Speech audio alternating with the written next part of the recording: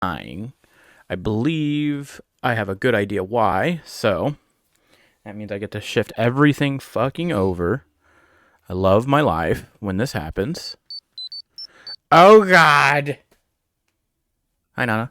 How am I gonna say your name now? Athenalia? Yeah, let's go with that.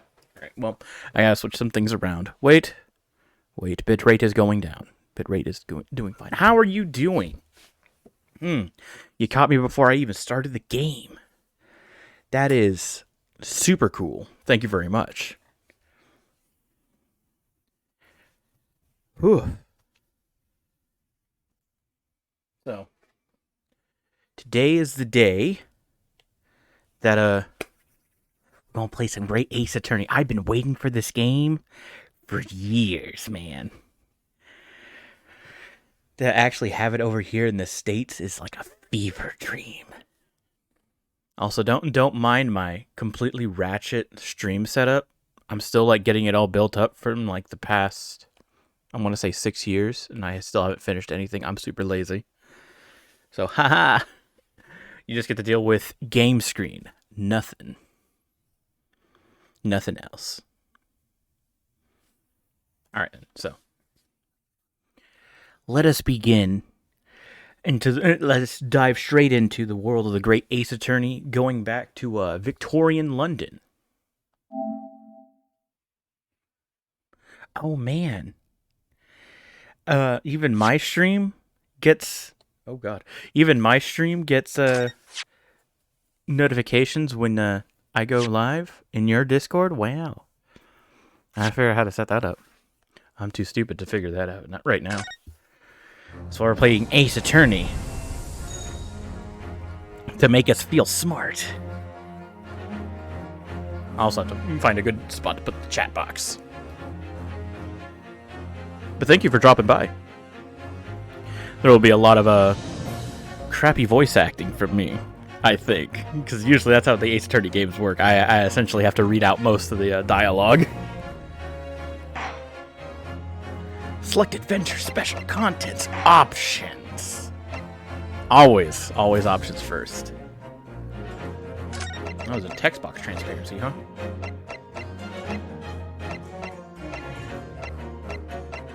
Wait time. Oh. They actually added auto.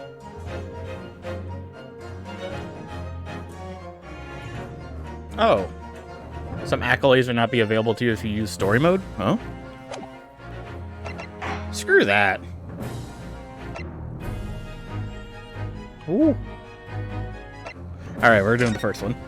The Great Ace Attorney Adventures. The Empire of Japan. After opening its doors, a push for cultural transformation brought great waves of Western influence to this far eastern island nation. The revolution washed over the land, making life in the capital exciting and unsettling. It was a period of great change, and some was swept away by the tide. How historically accurate are we going to be? Oh.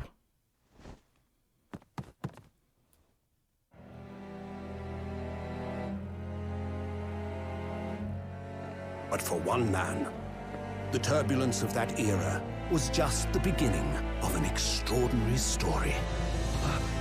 Oh, that's us. That's us. Look, it's us. We're him. We're the killer. It's already going south. Episode 1: The Adventure of Great Departure.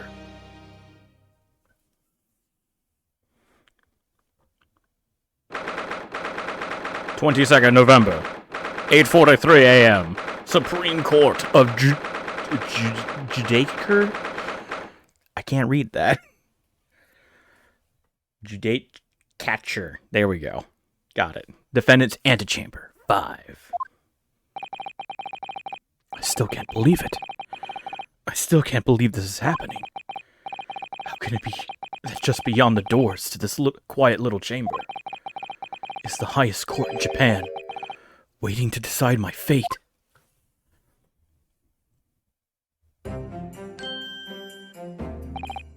What? Oh, no. Nothing. Save your glares, murderer. Sorry. My name is Ryunosuke Naruhodo. I'm a second-year student at the Imperial Yume University. 3 days ago, I somehow found myself in the middle of a horrifying incident. And now, here I am, awaiting my trial. That's enough! He's not obliged to listen to such abuse, officer. And who are you? I'm this man's lawyer. I'll be defending him today. Lawyer? Yes. And until the judge has given his verdict on the case, no one has the right to treat him as a criminal. So you will hold your tongue.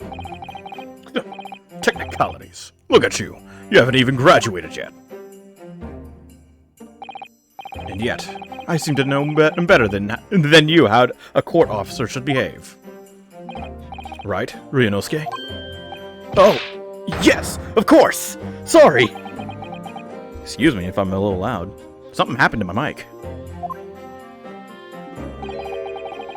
What are you apologizing to me for? Oh, No, I suppose that wasn't my fault. But really, Kazuma, I never meant to drag you into this. I'm sorry. There you go again, apologizing. Just like always. Though I must say, you've been all over the newspapers these past few days. Yume University professor murdered in cold blood by student. But obviously, you didn't actually do it, did you? Of course not. You have to believe me. I didn't do it. I could never murder someone. Then there's nothing to worry about. Straighten yourself up. Hold your head high. You mean? I believe you. I know you're innocent, Ryunosuke. Kazuma Asogi. My best friend. Also in his second year at Yume University. But he's far more clever than I. A star student, in fact. He's even a qualified lawyer. Impressive, considering he's still an undergraduate. It's not that impressive. The very concept of lawyers is only a few years old. Here in Japan, anyways. My qualifications don't mean much. Yet. You said exactly the same thing 3 days ago. But I'm proud to have a friend like you, Kazuma. Really, or truly. 3 days ago. Yes. That's when all this started. Congratulations, Kazuma. It looks like you're going to get to study abroad at last. I know. I've been forever dreaming of this day. Finally, those government elites have acknowledged my academic achievements and successes in court. So you'll be representing Japan as you immerse yourself in the most sophisticated legal system in the world. Oh hey, my friend Sai's online. I'm really happy for you. And proud, as your friend. There's not a soul in the university who doesn't know Kazuma's name. He's a living legend. It's like there's some mysterious aura billowing around his temple. I want to bring about change in our own legal system. That's why I have to cross the ocean to see the real thing with my own eyes. The heart of the British Empire. I wish I could see it too. Then come with me. We have a wild time tearing up the streets of Her Majesty's City of London together. If only it were that simple. Oh dear. Look at the time. I better be going. Right. I'll see you later. Think I'll stay and enjoy this place a while longer. Good idea. After all, it's not every day you get to visit a high-class Western restaurant like this. See you in English class tomorrow. Then, partner.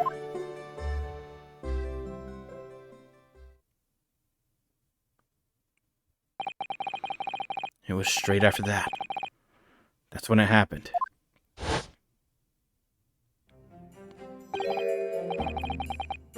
Asogi, may I have a word?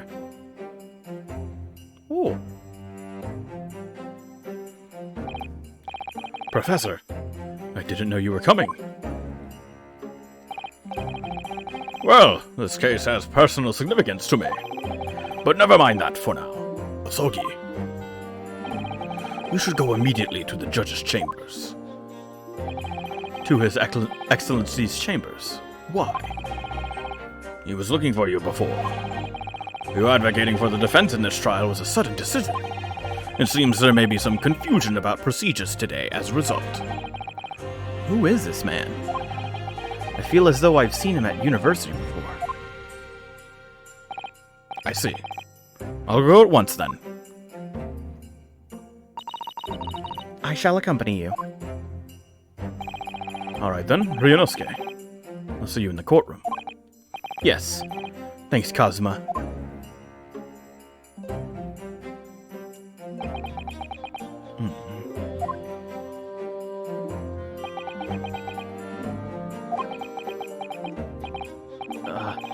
This is awkward.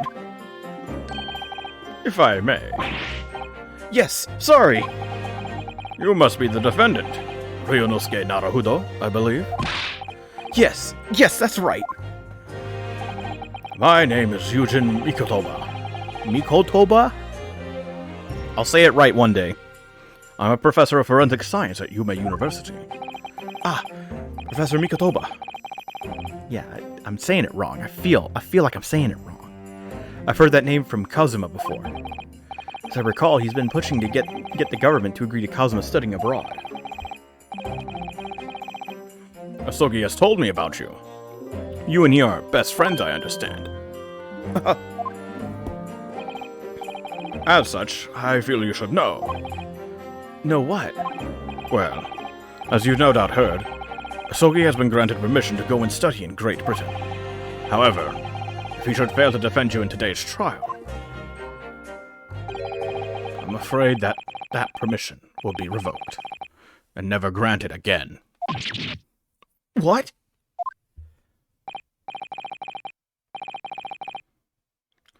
Ah, as I suspected. You were unaware of this. I had a feeling Asogi may have chosen not to tell you.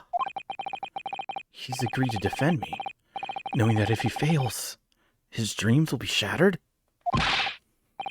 But I don't understand. Why would the government do such a thing? The administration has to choose from a large number of applicants for overseas study. It's very difficult to persuade them to grant permission, even in the most favorable of circumstances. I don't believe it. But I didn't do it. I swear it. I'm not a murderer. I'm sure that's true. Nevertheless, I can assure you that proving your innocence will be no easy task. You see, there are certain peculiarities about today's trial. Sorry? What do you mean? You'll soon understand, once proceedings get underway. But then what should I do? Well, naturally, I'm not going to suggest doing anything that could lead to a conviction. Right, so as soon as the trial starts, the judge will pose a certain question to the defense. When that happens, you must answer before anyone else. You must say, I do. I do? But what will the question be? Surely not. Do you accept the accusations brought before you? Of course not. Defendant! Court is about to begin. Proceed to the courtroom at once. It would seem our surreptitious discussions are to be cut short. So allow me to summarize. Kazuma Asogi must not be the defense lawyer in this trial. Of course, as the defendant, the final decision is yours. What are you waiting for? Do you want to be found guilty for failing to appear? Get moving! There's no point in anyone advocating for the likes of you anyway. This is it. If this trial goes badly, Kazuma's dreams of studying abroad are over. And what's more, I'll be found guilty of murder. And so, with absolutely no idea of what lay ahead, I embarked on that unforgettable trial. My one and only chance of proving my innocence. The trial that would decide my destiny.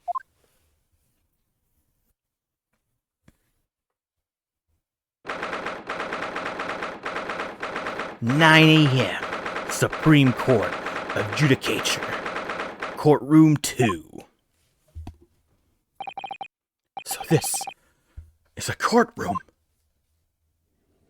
The Supreme Court of Judicature. No court in the land has more power. I don't much like the look of those people sitting in the public gallery. Lots of military and other uniforms in there. The powers that be have demanded that this be a secret trial. A secret trial? A trial that's closed to ordinary members of the public. Only military and government officials may attend. What? But why? It'll become clear in time. But for now, you need to concentrate, Ryunosuke. It's about to begin.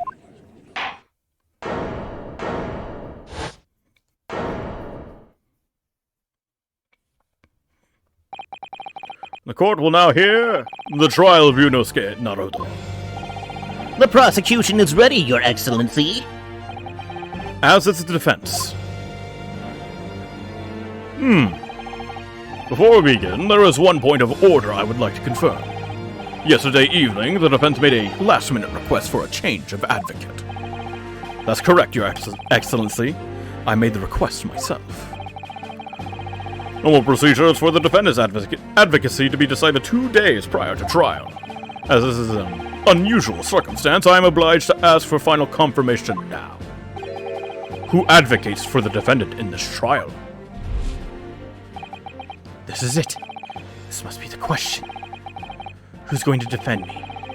That's the question the professor meant. But then, if I say I do... I need to answer quickly. What should I do? Your Excellency, no confirmation is needed. As I'm standing here beside the defendant, I hope it's clear who will advocate for his defense.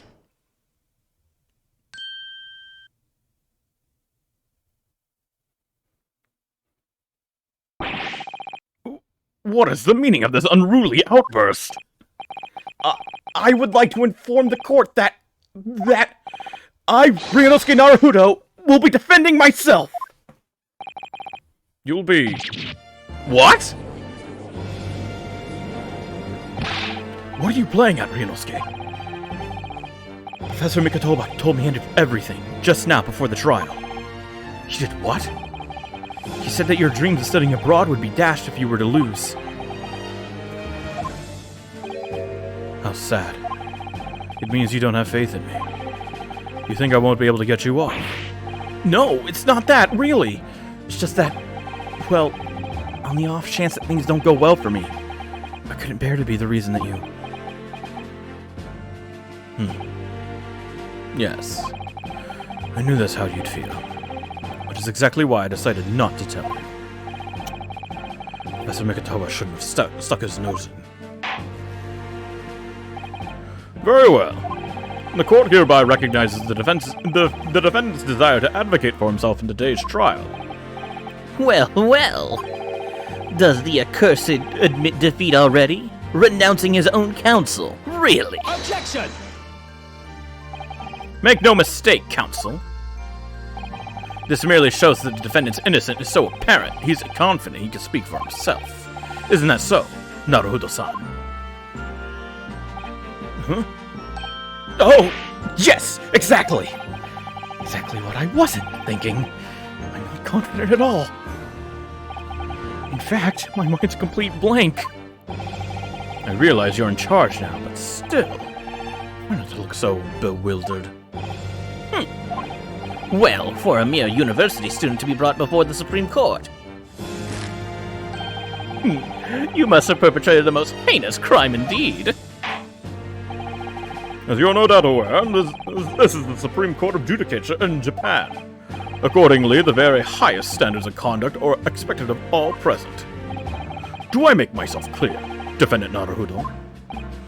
Yes, Your Excellency! It is therefore my duty to assess your competence for the task you have undertaken. My competence? What does that mean? He's questioning your ability to do the job. Well, he can't be questioning it more than I am. So let's start with the very simplest of questions. Yes. Kindly state before the court the name of the victim in this case. That's easy enough. I've heard his name more times than I'd care to remember. But... wait. Oh, I'm so nervous I can't even remember that. What was it again? Ryunosuke. Let me guess. Your mind's gone blank? You know me so well. All the relevant information in this case can be found in the court record. But I can't even find that. It's simple. You can access the court record with the press of R1. If you've ever forgotten something, just consult that. It's all in there. I just have to press R1 for the court record? Alright, there's no time to lose. This is the list of evidence you've collected. Now try switching people instead with R1. You'll find details about the victim in here. When you're done, just press circle to go back. John H. Wilson, 47, the victim of this case. He was visiting professor of medicine at Yume University from the British Empire. Tatsuguchi Ouchi. His last name is Ouchi. I get it. The lead prosecutor of this case, who would appear to have little love for the changes the Cultural Reformation has brought about.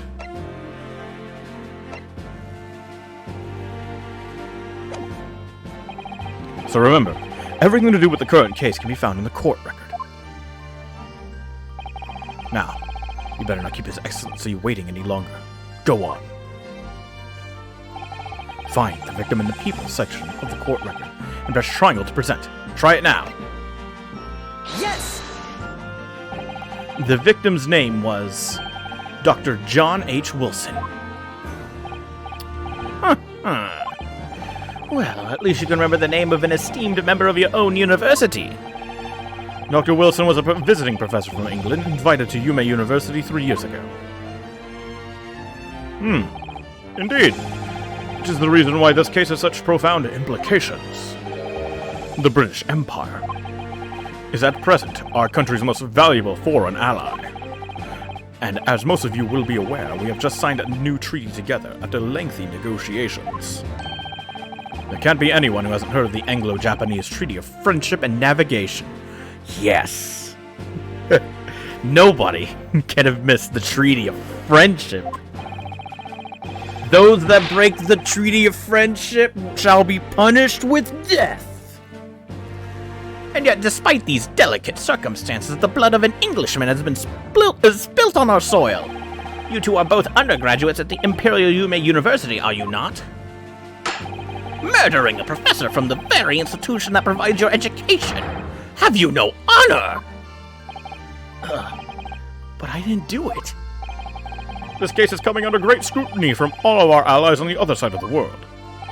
The court therefore wishes for a speedy resolution to this matter.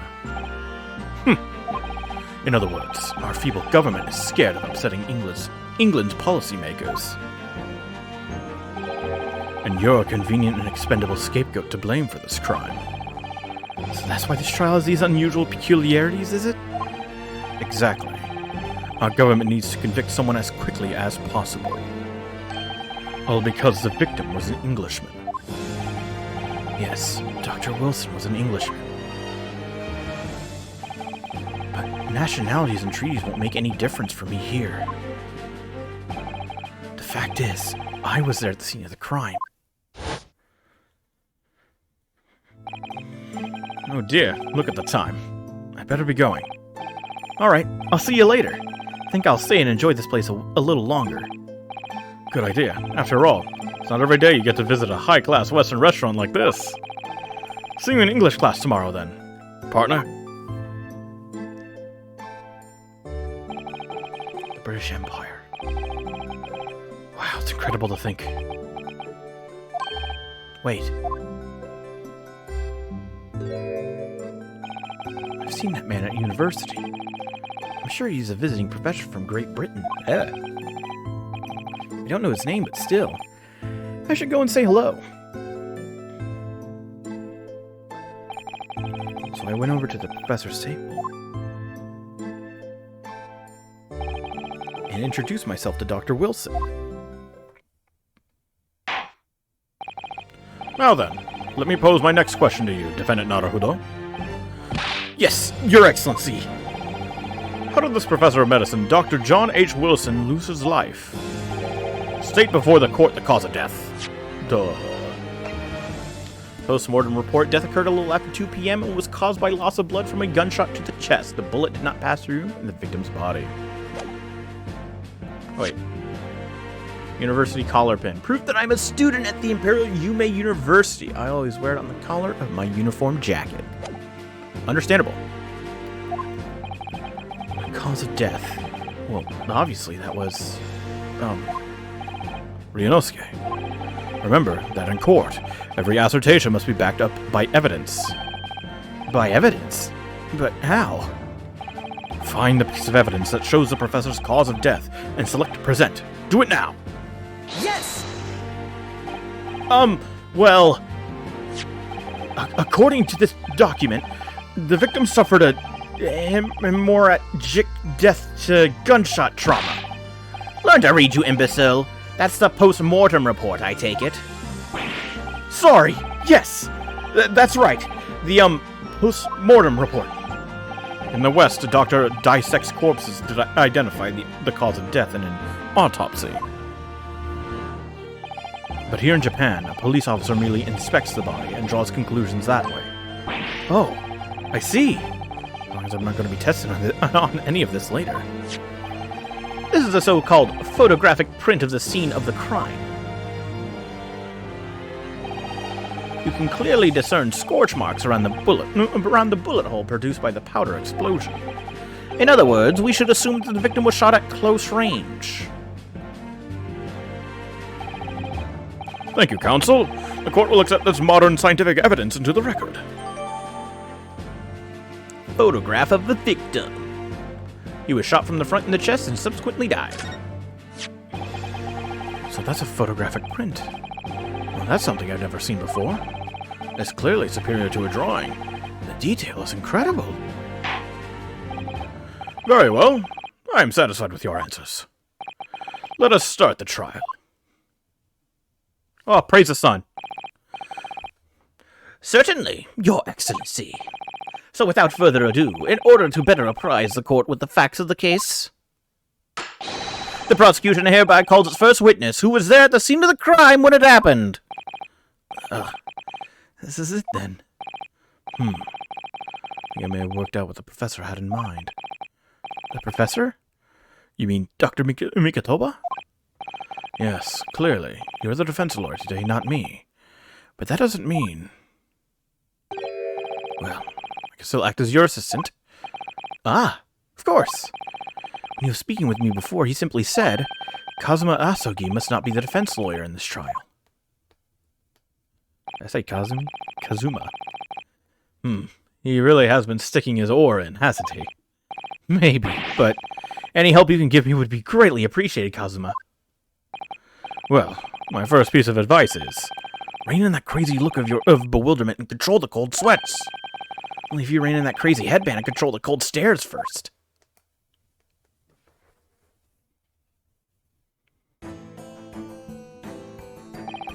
Witness, state your name and occupation for the court, please. Of course. My name is Satoru Hosonaga.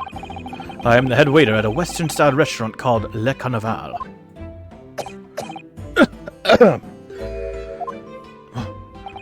Are you alright? You seem to be coughing up some,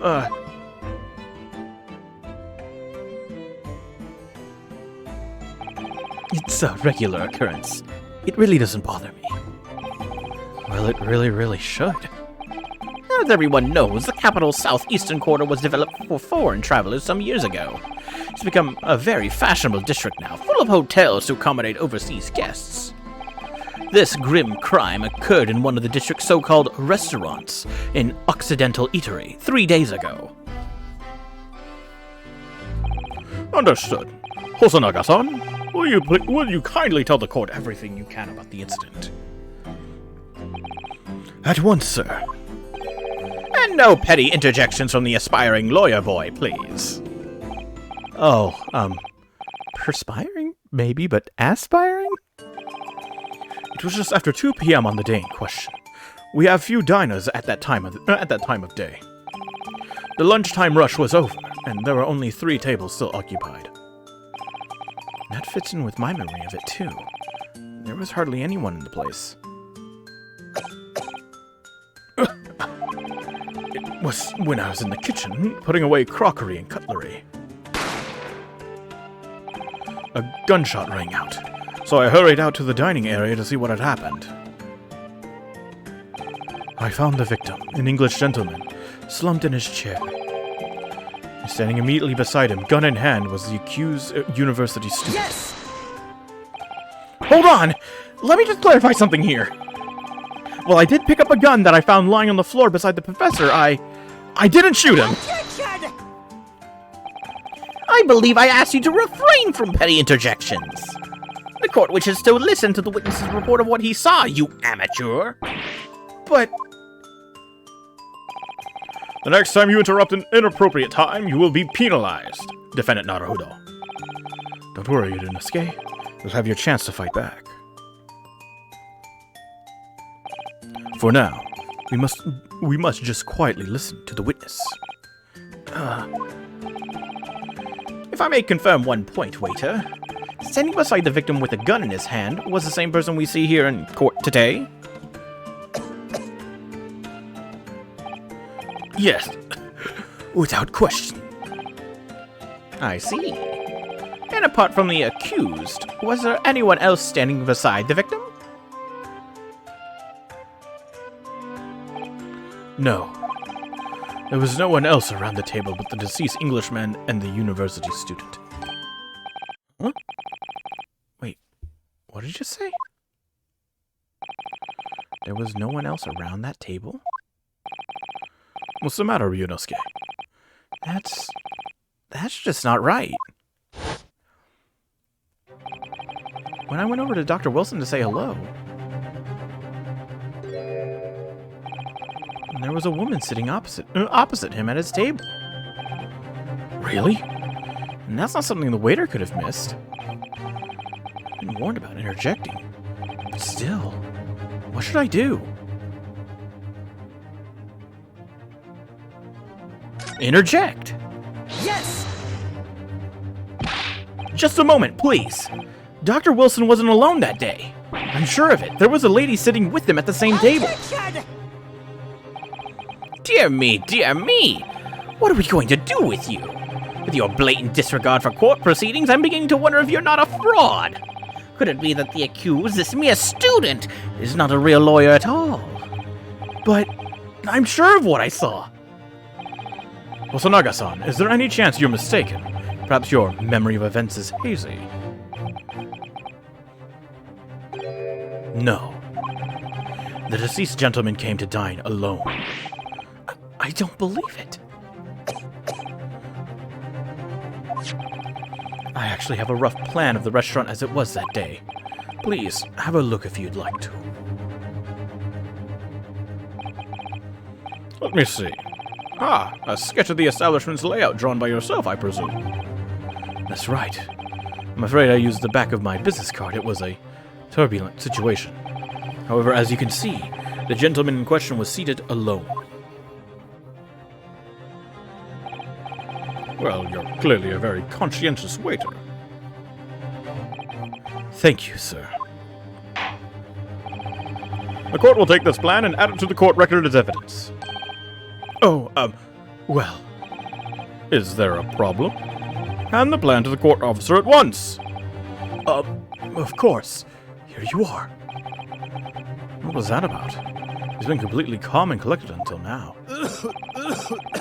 Oh God! Something certainly seems to have shaken him. This man's gonna lose his lungs.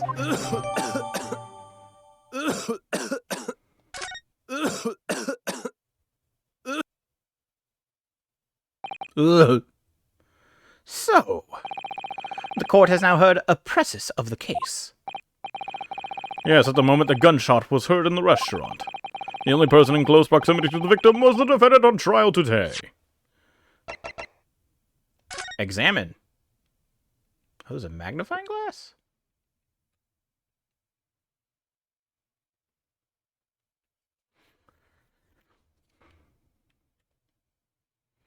So the kitchen would be there. That's where the entrance is. So if he's a waiter, he'd come out of the kitchen, right? So he'd come out right here. You'd be able to see very clearly if man was alone or not. What's this? He said this was written on the back of his business card? Interesting.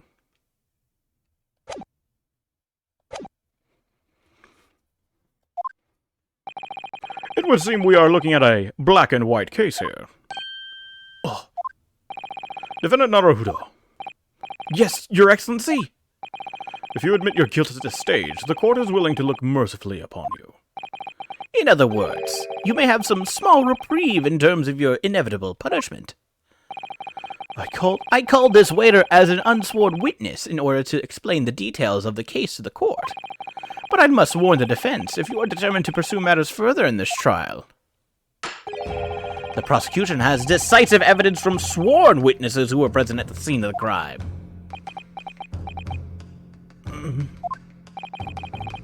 What do you think I should do, Kazuma? What do you mean? Well, I'm going to be found guilty one way or another, it seems. Wouldn't it be sensible to plead guilty at this stage and hope for a more lenient sentence? Everyone keeps telling me that this trial is unusual, about these peculiarities. You said it, Professor Mikotoba said it, and so is the judge and the prosecution. I'm scared of what lies ahead if I push this. As I said from the outset, I believe you're innocent. I trust you. And yet, despite knowing that, you're willing now to throw that trust back in my face? Is that it? What? If the accused is in fact innocent, then a defense lawyer is duty-bound to prove that innocence by whatever means necessary. Are you just going to abandon that duty? Are you going to give up on yourself? The battle hasn't even begun yet, Yurionosuke. Huh? The defense pleads not guilty, Your Excellency. We invite the prosecution to stop making empty threats and bring out its witnesses. Then we'll see how decisive this evidence really is.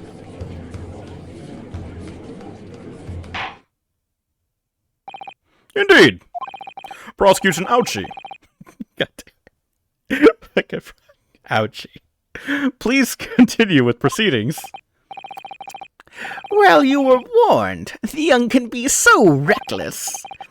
You know, many call me a saint, but I can be a devil when I want to be. In a few short moments from now, that dumb-struck young mouth of yours will be silenced forever. The prosecution calls its next witnesses. Plural? Very well, officer. Bring forth the witnesses at once.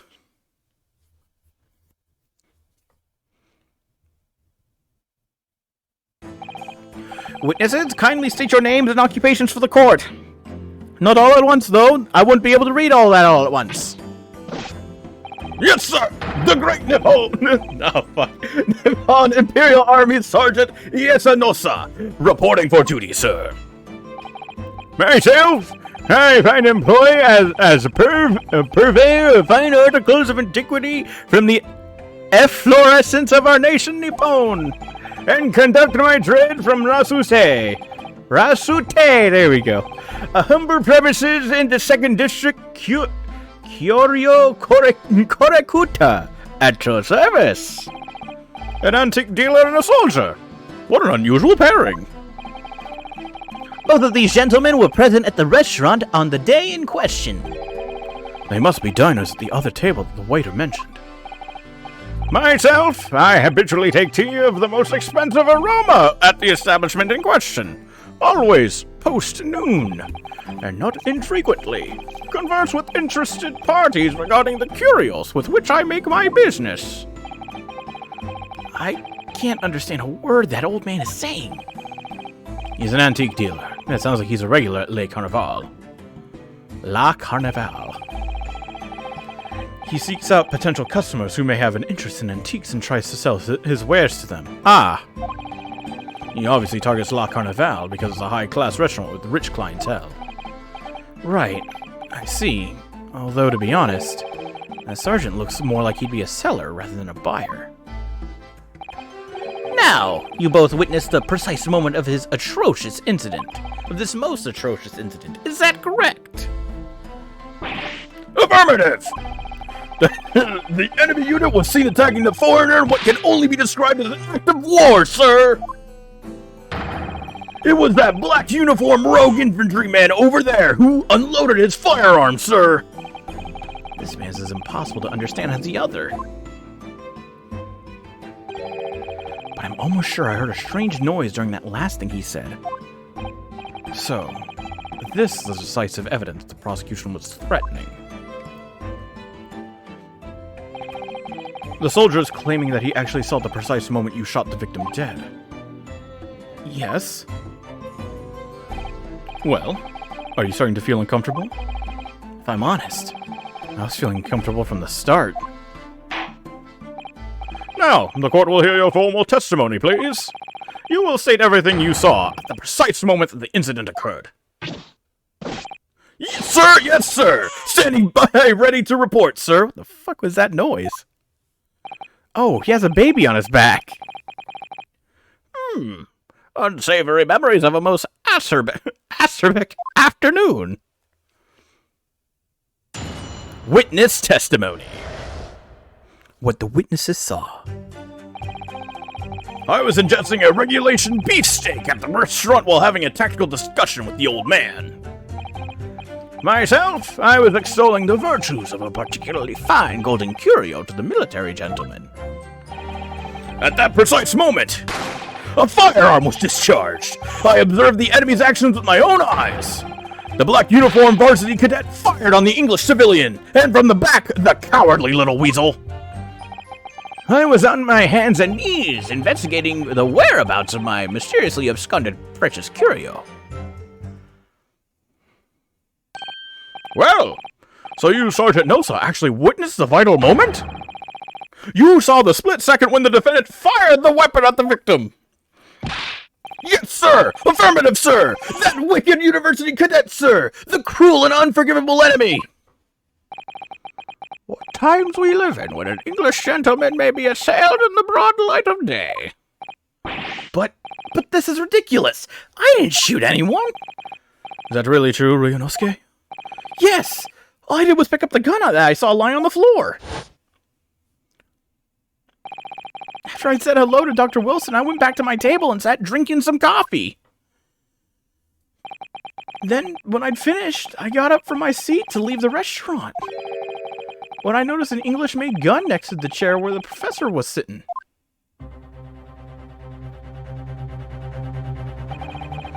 I thought perhaps the professor had dropped it. So I bent down, just as I was picking it up. Bang!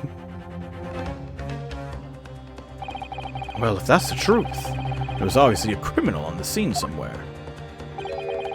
And somewhere in these two witnesses' testimonies, there's a clue as to who that criminal was. There is? Ryunosuke, you must exercise your right to cross-examine the witnesses. Cross-examine? Do it now! As we have heard, Your Excellency, there is no room for doubt in the testimony of these witnesses. The defendant is clearly guilty. It is time to bring this despicable student to justice! Certainly. The testimony the court has just heard eliminates any vestige of doubt. Therefore, it is my grave duty to declare the verdict of this trial.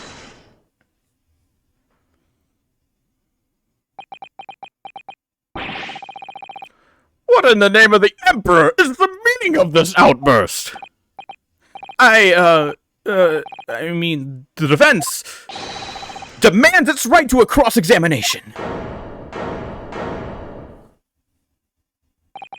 Dear me, dear me. Let me guess. The Hachimaki headband boy next door told me to do it. How pathetic. Huh? How did he know? The prosecution objects. This is clearly a waste of time. The defendant obviously has no experience. How can he possibly carry out a cross-examination? The defense is asserting its right to a cross-examination. Whether or not you think he's capable of it is irrelevant. Kazuma so commanding. Very well. Let the defense conduct a cross-examination of the witnesses. All right. This is where the battle really begins, Ryunosuke. But I don't even know what I have to do in a cross-examination. Isn't it obvious? You have to expose the lies in the witnesses' statements. How? You didn't fire the gun. Which means that soldier said... which means what that soldier said has to be a lie. Well, yes, but it's just a case of proving it. And the key to doing that is evidence. Right. Evidence. All you need to do is present some decisive and indisputable evidence that proves the witness is lying. That proves the witness is lying. Let's go, Ryunosuke. Don't let them beat you. All right, then. It's all or nothing. Cross-examination. Oh, this is the, they give me the 5-strike penalty. Okay. Yes! Hold it. Why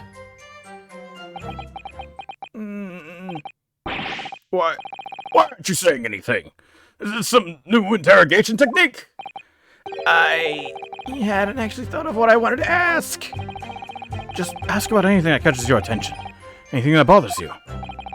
Alright, then, this beefsteak you mentioned. What kind of food is that? Attention! Beefsteak is a delicious cut of veal, vigorously cooked on a cast iron grill and served piping hot. Oh. If food could receive medals of honor, beefsteak would be almost as highly decorated as a cutlet. Right, I see. Thank you, sir. So, next question.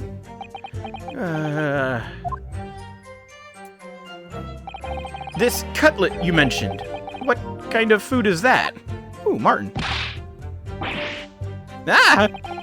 Cutlet is a delicious cut of veal tossed in breadcrumbs and deep fried in cooking oil. Accept your guilty verdict and atone for your crimes. When you're released from prison, try it! Hey, thank you, AJ, for the follow. It's great to see you here, too. You got here at a good time. Yes, sir, I will, sir. On the double, sir. Sorry to interrupt, but how about trying to stick to questions that are relevant to the case? Oops, sorry. I'll do my best. So, next question. Is it just me, or do you keep hearing a sort of wah crying noise? negative! Well, at least we've learned that he's a big beef lover. Affirmative. It's not easy knowing what questions to ask. Oh, hey, I got a trophy for questioning.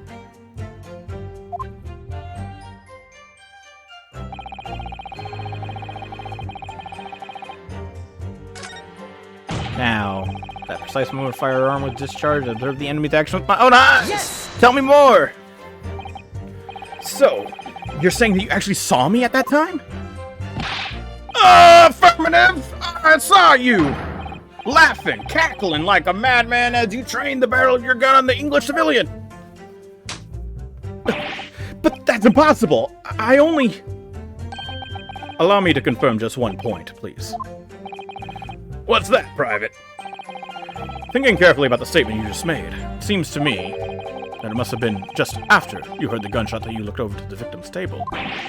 And so what if it was? Well, if that really is the case, it would mean that you didn't in fact see the precise moment when the killer actually fired the gun.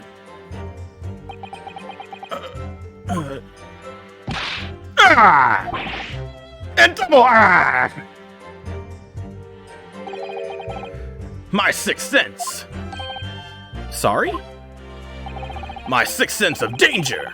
I picked up the waves of murderous energy radiating from your foul mind. Which means, a split second before you pulled the trigger, I was looking right at you, cadet. Surely that's not really possible, is it? Do you think I'd have got proud of the day in the army if I didn't sense danger in the air, son? Well, It would seem the soldier is absolutely convinced that he saw you do the deed. This is not good. Black uniform varsity cadet fired an English civilian. And from the back, the cowardly weasel! Yes! Objection.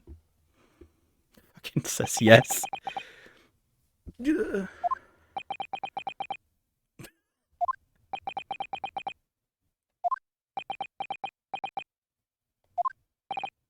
What? What are you playing at, cadet? What is the meaning of this subordination? Thrusting some photographic print in my mustache? Inconsistency, sir!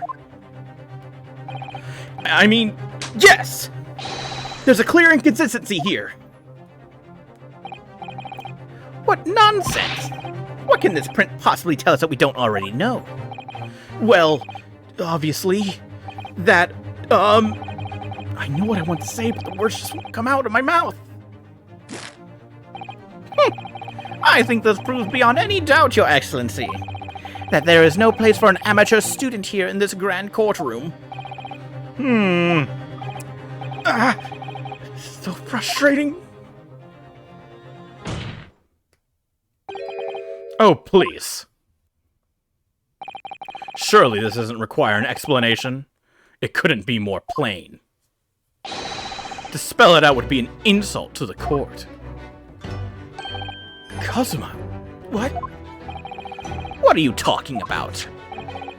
It's apparent from a single glance at the photographic print presented by the defense that there's a clear discrepancy here with the sergeant's statement. What? Sergeant Iesa Nosa.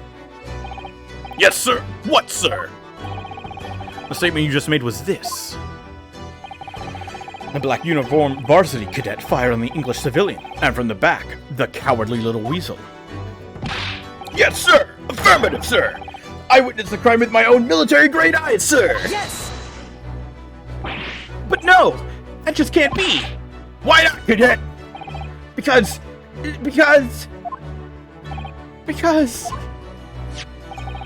Take a close look at the print. The victim, Dr. Wilson, died from a bullet wound to the chest. Ah. Sergeant, according to your witness statement, the culprit shot the victim from behind. And that is the obvious discrepancy here. Well, how do you explain it?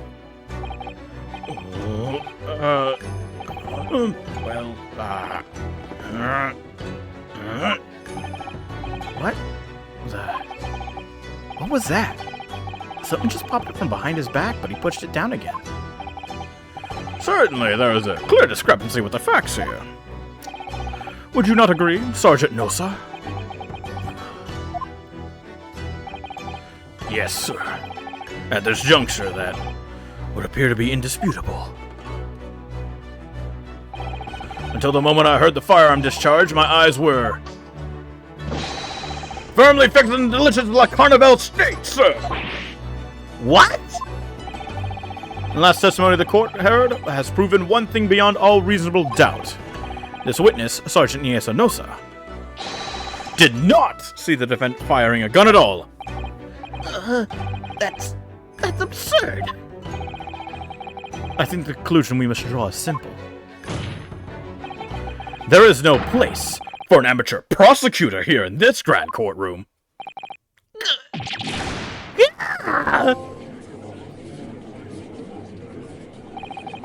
There's been a complete turnabout in the mood of this trial, just from that one discrepancy.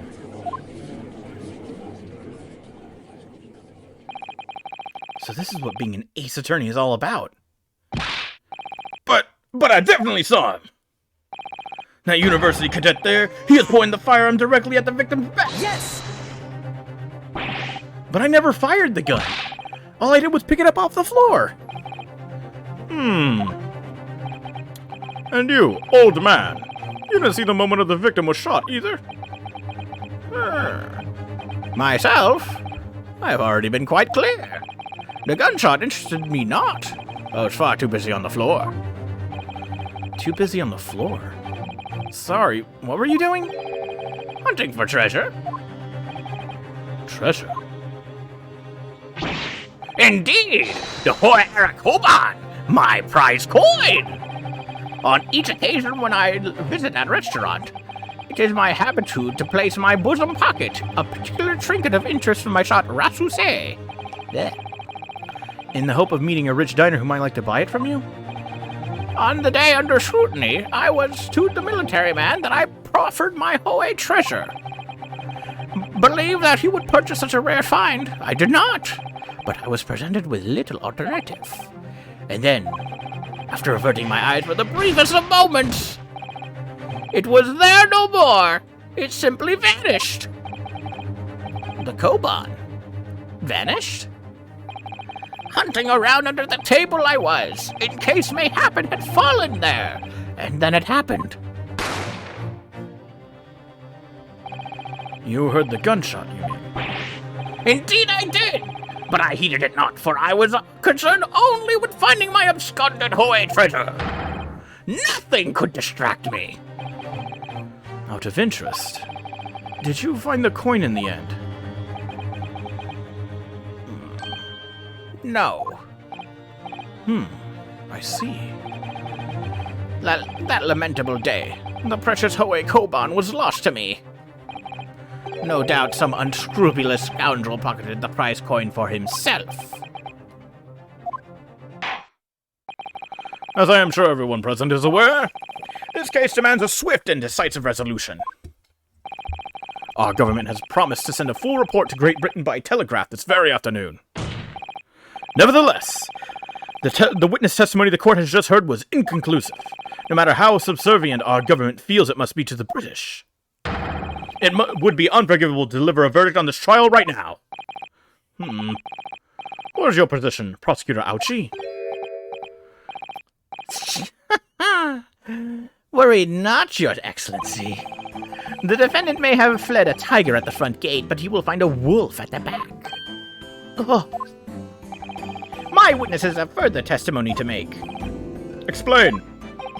Upon hearing their next statements, it will become abundantly clear that there is only one person who could have possibly committed this despicable crime. The equally despicable defendant, Ryunosuke Naruhodo. What? He really seems to have a despicable opinion of you, doesn't he? Very well. The court invites the witnesses to testify again. You will thoroughly explain the reasoning behind the prosecution's allegation. Is that clear? As clear as Kiriko glass, Your Excellency. Yes, sir. At once, sir. Awaiting signal to testify, sir. Excuse me, but there's something, or someone, peeking out over your shoulder, I think. Affirmative. The newest member of the Noza family to rise up through the ranks, sir. Name, Ido. Would seem those straps are a sign of the sergeant being too strapped to afford a nanny. Ido, attention! Your father is about to quell the enemy! Watch and learn, my boy! Witness testimony. The true culprit. Even if what I saw wasn't the precise moment the firearm was discharged, it's almost the same thing! Yes, pointing his gun at the foreign man, he was that young lion in black. That much I myself did see. Furthermore, a visual search of the premises at the time confirmed that there were only personnel present. Indeed, alone he was, the Englishman, dining all by himself. Therefore, no one other than the black uniformed cadet could have dispatched the Englishman. Over and out!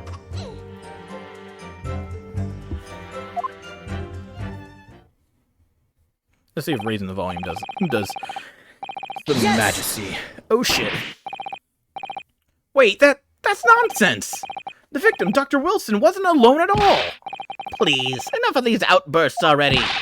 But there was a woman. There was a young woman at his table. You must have seen her. Everyone must have seen her. Objection! If you call yourself a lawyer, then you would respect the rules of the court and speak accordingly. We are not here to listen to your fantasies. It is evident beyond all reasonable doubt that the victim was alone at the time of the incident. The prosecution has photographic evidence of this fact. Is this a photographic print of the scene of the crime, counsel? Indeed, of the table at which the victim was dining, taken by an investigator immediately after the incident. As can plainly be seen, there is only one place set. Certainly, based on the appearance of this print. It would be reasonable to conclude that the victim was not in the company of anyone else. That doesn't make any sense. The court will add this new photographic evidence to the record. Carbonated water and a steak lunch can be seen on the victim's table. I don't understand.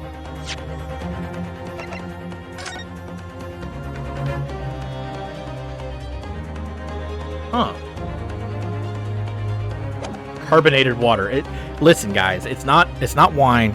It's carbonated water. Ah, damn, it's this side. I thought it was the left side.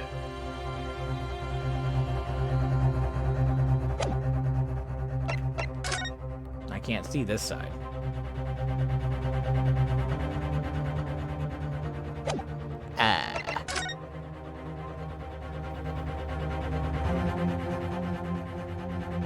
Maybe there's something I'm missing.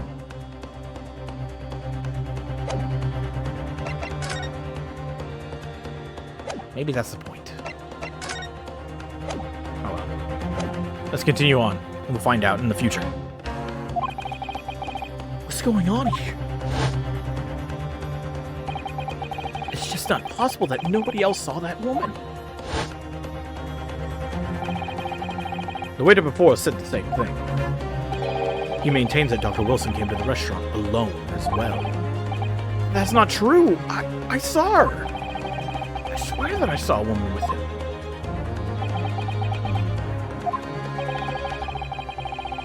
It would seem that we'll be able to telegraph the report to Great Britain on time after all. The witness testimonies we have just heard leave no further room for doubt. These are very sensitive political times, as we all know. The ink is still fresh on the treaty with Great Britain. To think that I, Tetsuchi Ouchi, have contributed to the amity of these two great empires is an honor. Ugh. How can this be happening? The judge is ready to rule. Stand tall, Ryunosuke. It's not over yet. What? If what you say is true, then there's something going on here behind the scenes. And now is your chance to expose it, to draw out the truth. In your cross-examination. I don't know, Kazuma. The defense is entitled to cross-examine the witnesses. But make it quick, understood? Rules can be so unbending at times.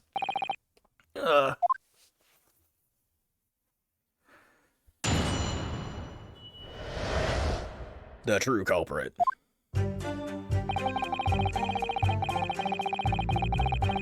It's almost the same thing. Okay. Okay. Furthermore, a visual search of the premises at the time confirmed that we were the only personnel present. Really? Yes! You must have noticed someone else at Dr. Wilson's table. There was a lady there. Objection!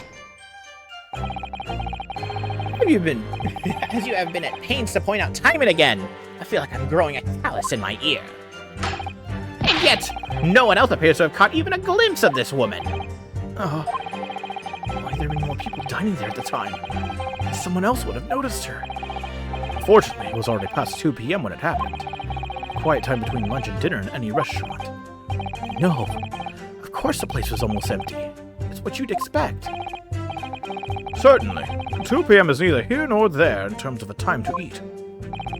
I wonder if there was a reason why the victim was eating at that time of day, and why he was alone.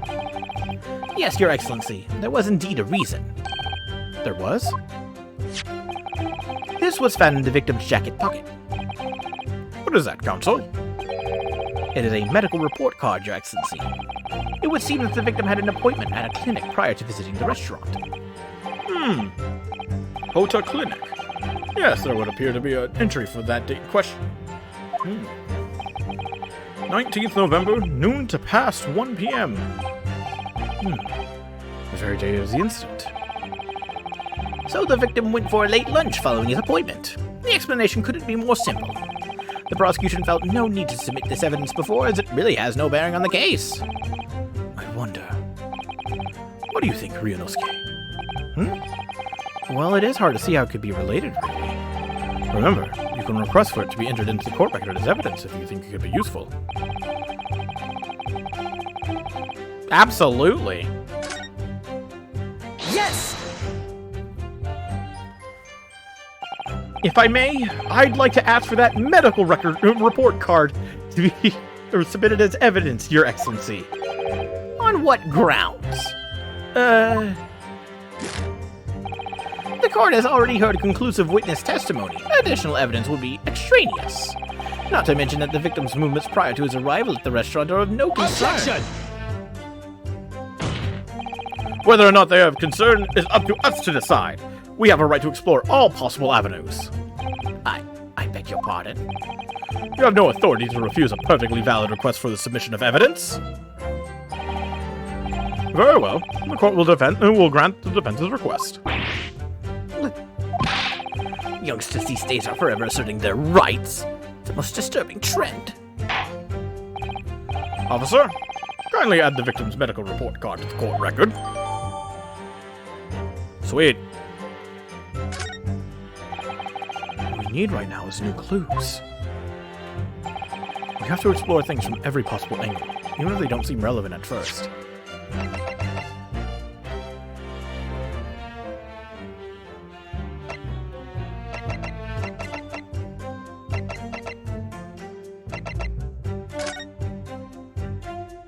Where was it? In his pocket? Oh, I can't check it out. Haha! Right. I hear you. You can conspire to prolong this trial as much as you'd like, but it's the day after the festival already for you. Or perhaps you'd forgotten that these witness testimonies leave no room for doubt. Feel free to reiterate for the accused, Koretsukuta-san. Indeed, alone he was the Englishman, dining all by himself.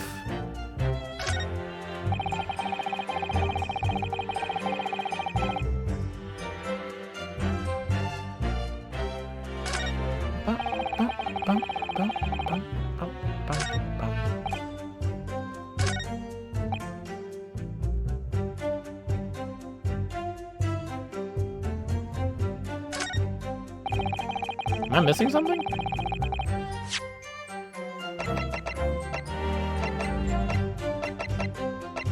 So I got the crime scene photo and the medical report card. Oh, I can't even present.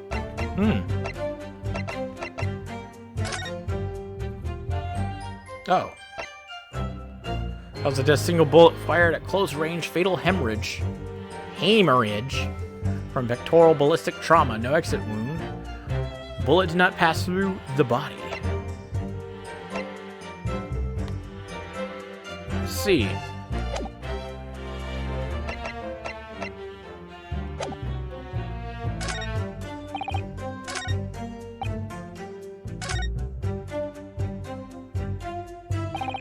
Excellent work, Ryunosuke. We've gleaned some new information now.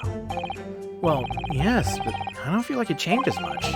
I can't see it brings any real discrepancies to light. I wouldn't be so sure. Let me see that medical report card you got there. Oh, you mean this? Yes. This is a brand new piece of evidence. Perhaps we should examine it in a little more detail. How exactly? You'll notice that some pieces of evidence bear a magnifying glass. These are the ones you may examine. Press X and you can take a closer look at the piece in question. Use the right stick to rotate the evidence in all directions and examine it from all angles. By using the left stick,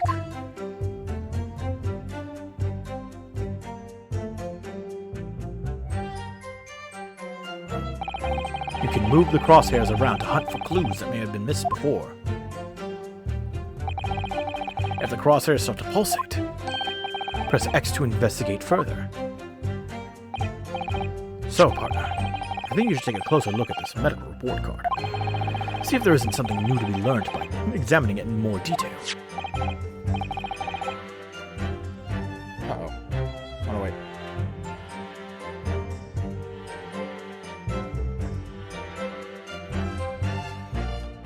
Alright, let's see what I can do.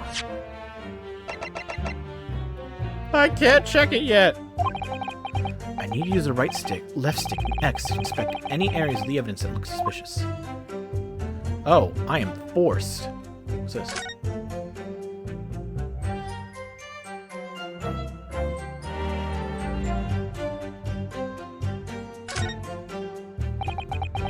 Let's have a look. This is some kind of medical history. Ah, there's an entry for the day the professor was killed. Extraction of molar with topical anesthesia. Extraction of molar? You mean he had a tooth taken out? It seems so. Just before the incident, he had a bad tooth removed. Perhaps they used laughing gas. That's the most modern practice in the West for pain relief. Yes, I've heard of this anesthesia. It's hard to believe there's anything that can actually stop you feeling pain. Ah, there's a cautionary note from the medical practitioner as well. Strictly no food or drink besides water for 3 hours post-procedure, until anesthetic effects have passed. Really? Sounds like information worth bearing in mind. Medical report card's information has been updated in the court record. This new information, the meaning of that one particular statement totally changes. So I think it's time we listen to the testimony again, don't you? Definitely.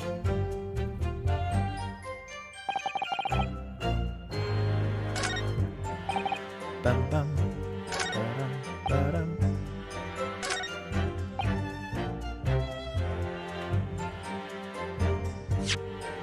Would this be the one? Yes! It is. Well, I think, What are you wittering, lad? You call yourself a lawyer? I wish I could. But first and foremost here, I'm the accused. Ryunosuke. Everyone stumbles on their words occasionally. Under the circumstances, I wouldn't worry about it. Thanks, Kazuma. I could see it quite clearly in that cross-examination you just carried out. When you raised your hand straight up like that, so purposefully, you knew exactly what it was you wanted to say. Oh, don't feel like you have to choose your words carefully. Just say what you're thinking. All right. Thanks for the advice.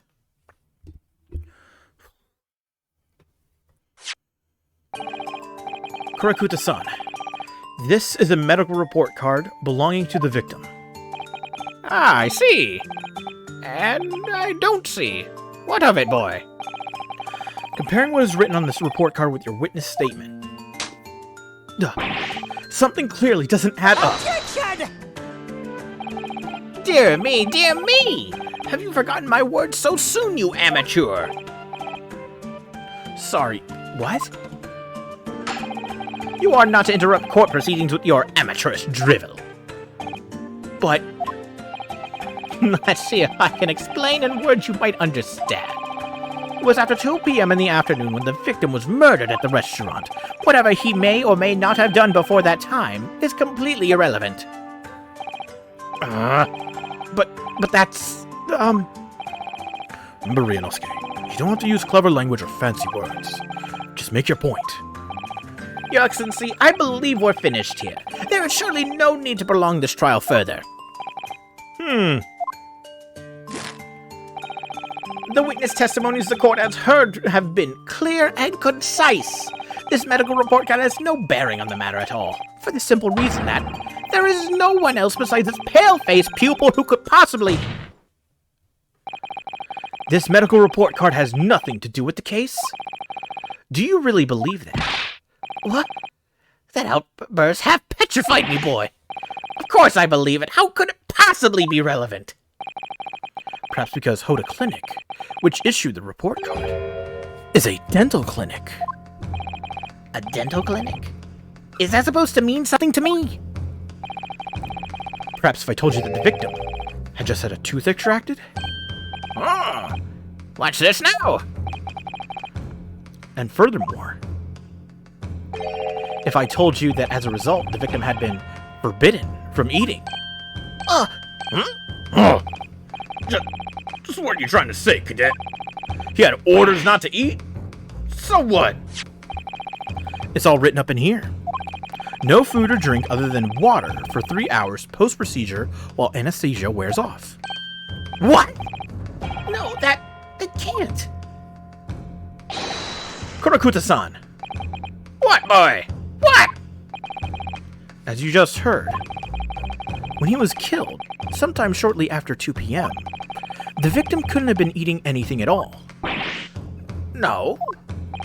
Additionally, There's more? you have assured the court with unwavering self-confidence that the victim was dining alone. But that cannot be possibly the case. Because the victim, as we now know, had just one of its teeth extracted and he was still experiencing the effects of anesthetic. Expertly done, partner. Objection! What is this nonsense, you little upstart?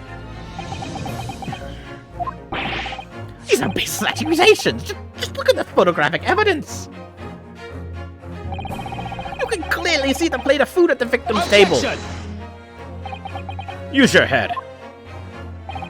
That's the very discrepancy we're talking about. Or can't you follow the logic? How dare you? I think it's fair to say that the tables in this restaurant case have turned. Wouldn't you agree, Ryunosuke? Yes, most definitely. Having just undergone some dental surgery, the victim was unable to eat. Which leaves one very crucial conundrum. Who, in fact, was eating in the pictured beefsteak? The court will hear the opinion of the defense on this new puzzle. I assume you're ready, counsel? Counsel? Oh, that means me, doesn't it? All right. The answer to this question is going to be pivotal. This is the start of you turning this trial around. Show them what you're made of. Got it. So, the person eating the steak at the victim's table must have been me! Yes! I think it may have been me! What? Objection! It's not that you took the man's life, but you took his meal as well? That's a bee sting on a crying face. Some people seem to think they can do whatever they like. And some people seem to think that they can say whatever they like. Ryunosuke. Sorry, you're right. Of course I didn't eat it. The next time you make a quip like that, I'll make you eat your words. Then you'll be needing some dental surgery yourself. Alright, I get the message. No.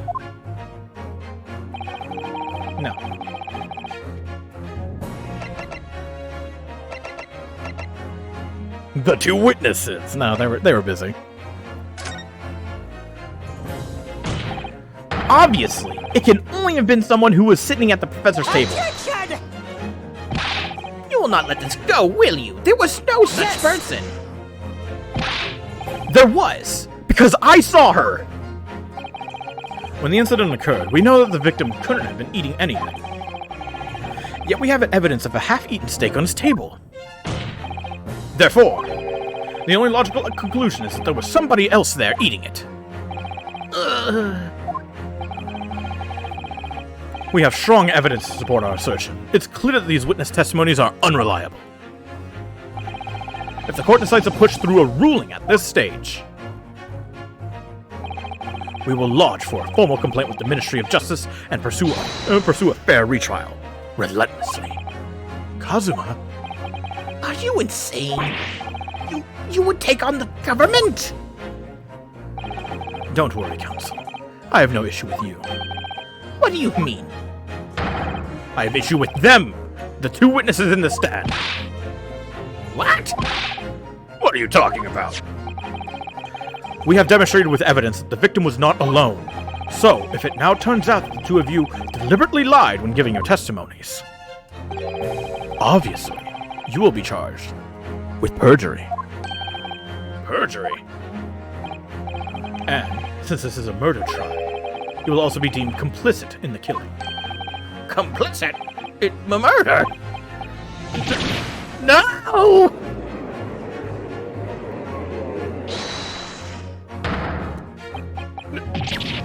Negative! There was no mention of this at the tactical meeting. I was just following orders. That's right. As the man says. Just say you never saw the gentlewoman. That's what they told us. Oh. What? What did you just say? Korakuta-san? No. You were just following orders? Now hold on, lad. I was, Say you never saw the gentlewoman. When you say gentlewoman, do you mean you saw the victim with the lady from overseas? What? Objection! What is the meaning of all this? These witnesses gave false statements? Is this true, you pair? Just one simple slip of the tongue.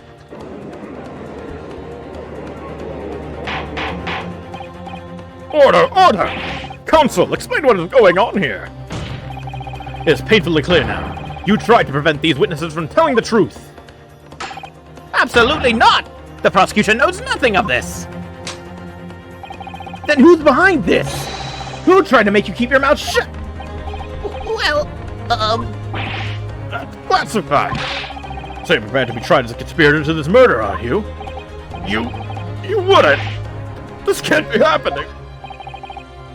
Inosuke, judging from the way they're reacting to this, I'd say they were sworn to silence by someone with considerable influence.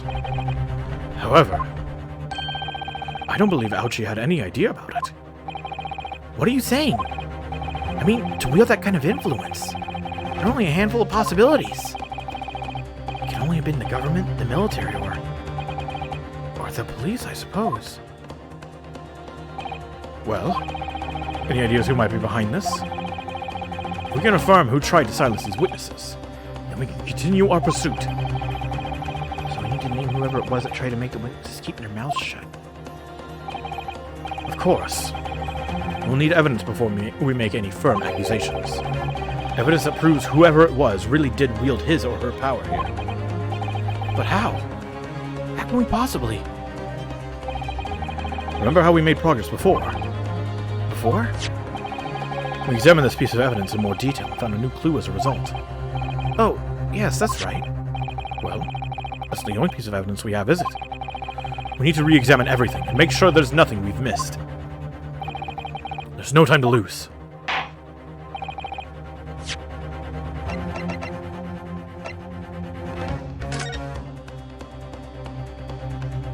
Chief Inspector Satoru...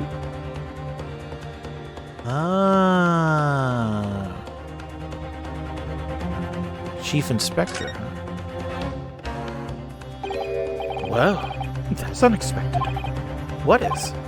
Look, do you see where it says the witness's name here? Satoru Hotsunaga. Well, yes, business cards do tend to show the person's name. That's sort of the point. It's not the name that's unexpected. It's his job title. His job? Oh! Chief Inspector Satoru Hosonaga, Primary Criminal Investigation Division, Imperial Police Bureau. Inspector? What on earth? I have no idea. But let's face it, the police have a lot of power and influence. They're wielding it somehow here.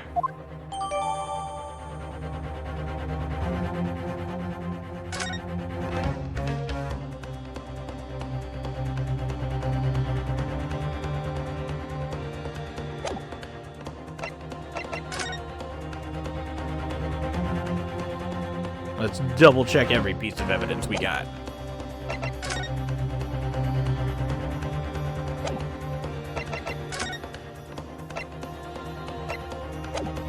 And most importantly, my university collar. Oh, hey, this one has numbers on it too. Ah, the symbol of Yume University. Every student wears this pin with pride. It's funny. Most emblems seem to be either round or rectangular. I like the spike design. It doesn't really make any sense. Although, it does cause problems. A lot of students end up cutting their fingers on the badges. Perhaps it was the idea of one of the founders.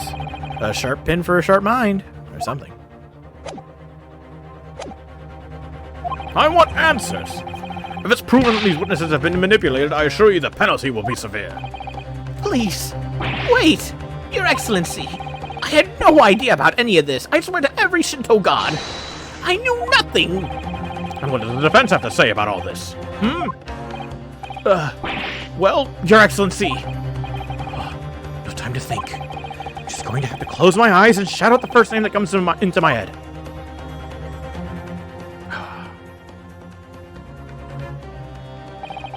Besides the prosecution, the only person with necessary influence to manipulate the witnesses is... Yes! Well, surely that would be... Satoru Hosonaga-san. Hosonaga-san? The waiter who took the stand earlier? Poppycock!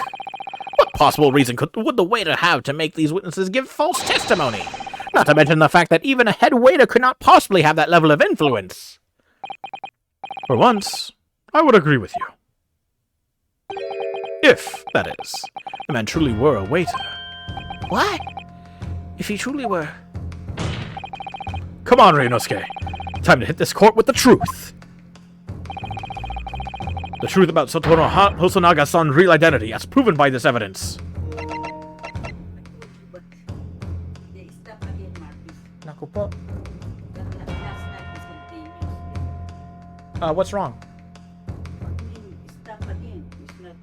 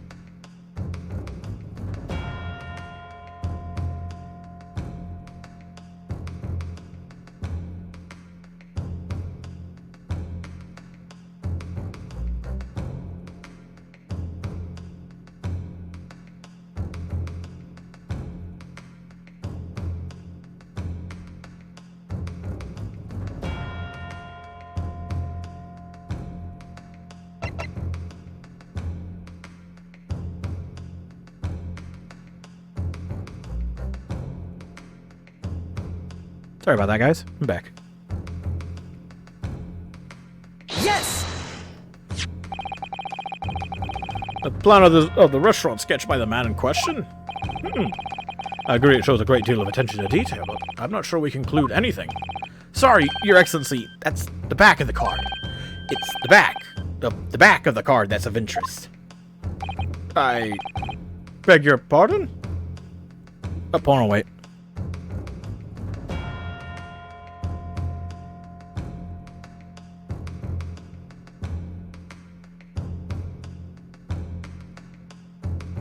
Okay, I'm back again.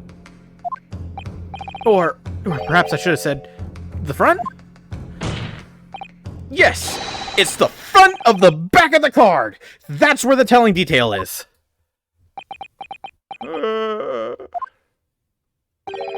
Would somebody please explain what this overexcited student is trying to say?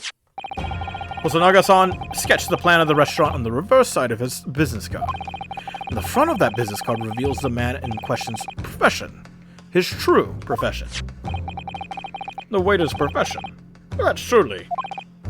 Good gracious! That's right, Your Excellency. The card reads, Chief Inspector, Primary Criminal Investigation Division, Imperial Police Bureau. What? The waiter is a police detective? I haven't heard any mention of this before. Why haven't I heard any of this before? The Imperial Police Bureau has immense power. Absolute power. As far as regular civilians are concerned. So, witnesses there in the stand. Was it in fact the waiter who gave you your orders? Was it he who told you not to mention that you'd seen this foreign gentlewoman at the scene? Well...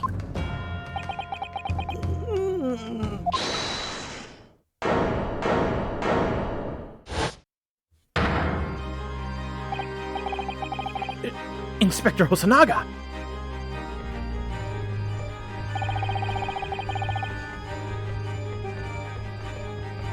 Thank you. I was worried something like this may happen. The moment you asked me to submit my sketch as evidence, I realized it was a possibility. The court will take this plan and add it to the court record as evidence. Oh, well... Is there a problem? Hand the plan to the court officer at once. Of course. Here you are. Yes, I remember now. He did act strangely when the judge asked him to hand over his business card. I strive to carry out all investigations flawlessly. It's my guiding principle. But I let myself be distracted when I made that sketch. It was an unusually careless mistake. So, you mean to say, you really are a detective? But why would a detective be working as a restaurant waiter? Ah, of course! Your salary must be... I was working undercover. Undercover? Yes, there have been a series of incidents at the restaurant recently. In order to investigate, I decided to get a job there as a waiter. Working undercover. Incidents at the restaurant? What kind of incidents? That would be classified police information, which I am not at liberty to divulge. However, I can say categorically that they are unrelated to this case of homicide. Very well then, Inspector Hosonaga. But will you elaborate on one point for the court? Of course, Your Excellency. You have just heard new information from the two witnesses beside you. That at the time of the shooting, there was in fact another person present at the victim's table. If that is indeed true, clearly you would also have been aware of this person's presence, having served at the table in question. However, your testimony did not allude to this other diner. Therefore, I am led to assume that in your professional capacity as a police officer, you require these witnesses to be in agreement. Would that be correct?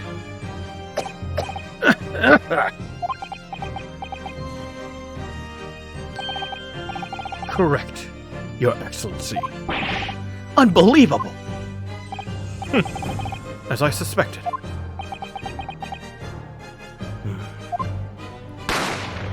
Bang! Giggity.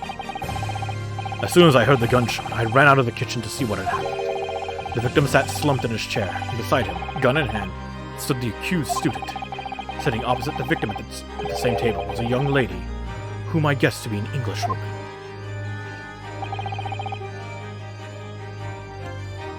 Interesting.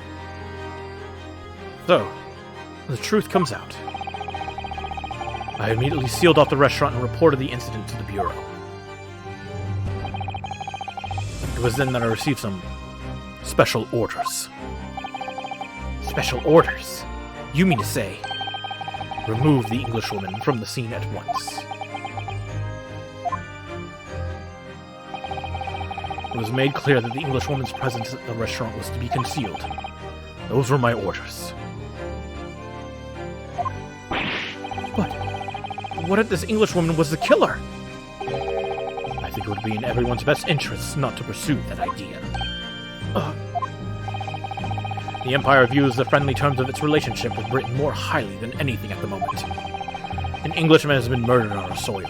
To name an Englishwoman as the primary suspect, well, without irrefutable evidence, that would be completely out of the question. So that's the reason for the disappearance of the Phantom Woman in this case. But it's not right.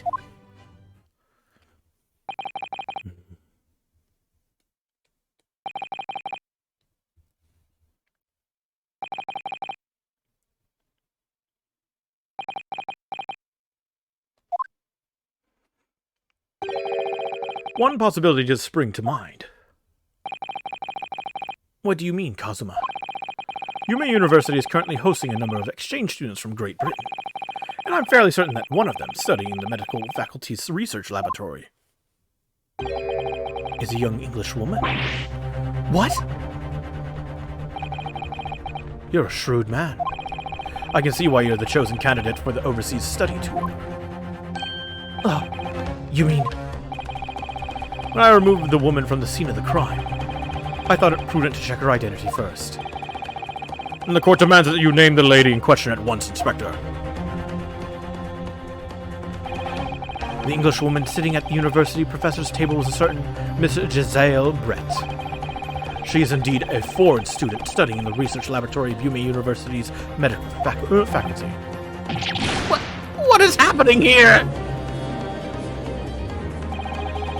I admit that under orders from the police bureau, I erased all evidence of this lady's presence at the scene, and ordered these witnesses to make no mention of her in their testimonies. It must now be up to your excellency to decide how to deal with this situation.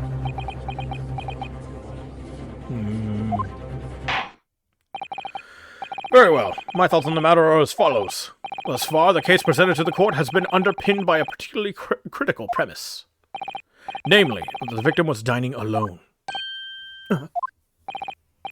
However, as we have now discovered that this premise is false, it would be a desecration of our justice system to ignore the truth and give a ruling at this point. But, Your Excellency, that would mean missing the noon deadline of a ruling in order to send a telegraphic report to Great Britain. Our own government will surely be very displeased by such actions. Calm yourself, Counsel. I will not allow the government of our country or any other to influence the proceedings of my courtroom. Inspector Hosonaga? Yes, sir? You will locate this Giselle Brett and escort her to the courtroom with the utmost urgency. At once, Your Excellency. But that means you'll be going against the special orders you were given from the police bureau. As I said before, it is my guiding principle to carry out all investigations flawlessly. So it won't be a problem? Unless he dies on the way. Nothing will get in my way.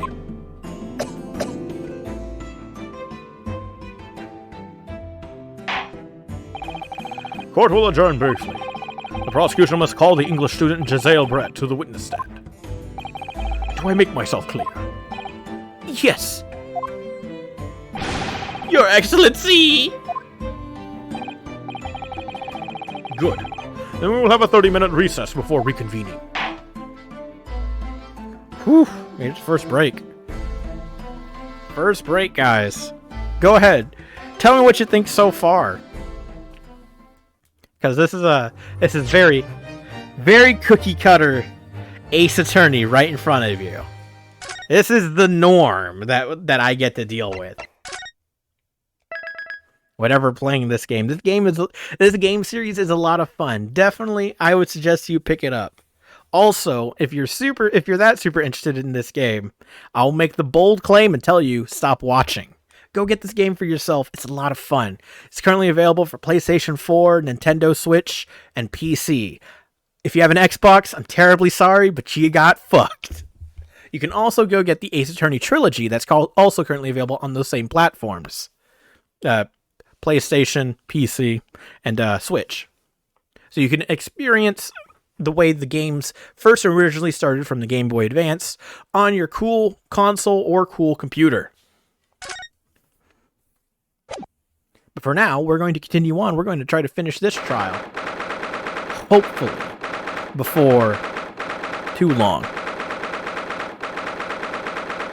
11:38 a.m., baby. Whew. Excellent work, Ryunosuke. That was superb!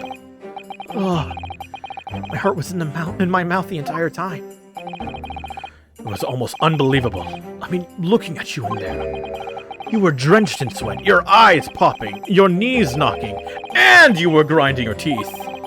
It was a grim sight. But before I knew it, you'd start finding inconsistencies in the testimonies. I think you might have a natural talent for being a lawyer.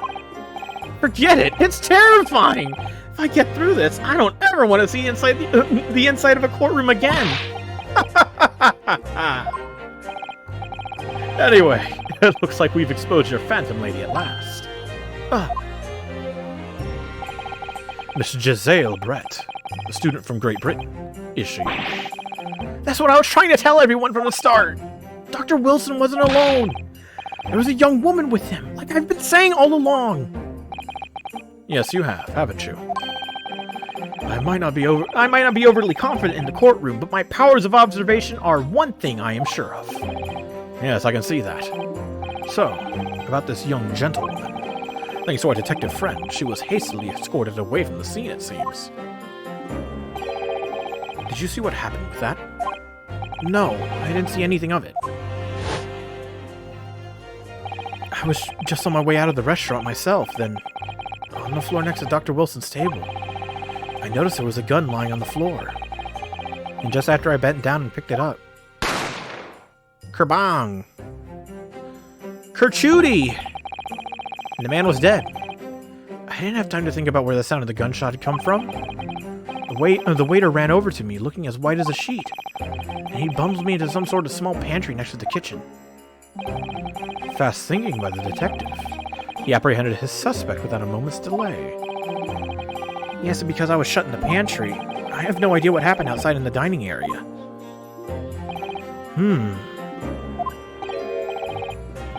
Ah, there you are. Well done, both of you.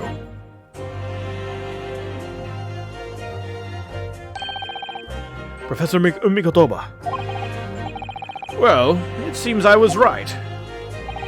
The pair of you make an outstanding team. You've exceeded my expectations, I have to say. Yes, it seems you planned this from the start. You arranged things so I wouldn't be able to act as a lawyer in this trial. Our modern country is still in its infancy. Our justice system even more so. Which is why I firmly believe that we need to send our brightest young stars overseas to learn all they can. I wanted to avoid a situation that may have resulted in your study tour to Great Britain being cancelled. Well, it makes no difference. Lawyer or otherwise, if I'm the kind of man who can't help his best friend avert the worst crisis of his life. I shouldn't waste everyone's time by going to study overseas anyway. What? What are you saying, Kazuma? So that's your stance. I was afraid you'd feel that way. Kazuma! Oh then, looks like it all comes down to you, young man. To me? Yes. You need to prove your innocence and uncover what really took place in that restaurant. I must say, I very much want to know the truth. After all, I have a personal connection to this case. Come to think of it, he said the same thing earlier this morning, didn't he? If you don't mind me asking, Professor, did you know the victim? Yes, I did. As you're probably aware, Dr. John H. Wilson was a visiting professor at UMA. Ah, sweet, dude! I hope you enjoy. I'm trying my best. I also have no drink next to me, so this is going to be really fucking tough. And it was I who invited him. Oh, I see. I didn't know that before. Anyway, you're about to go into battle. The victim was a university professor from Great Britain, and a well-known one at that. Naturally, our government is looking to identify and punish the criminal as quickly as possible. But let's not forget who we're up against. The gentlewoman whose involvement our police bureau went to extraordinary lengths to hide. Yes, and I'm sure the prosecution will be using every tool at their disposal to quash your case.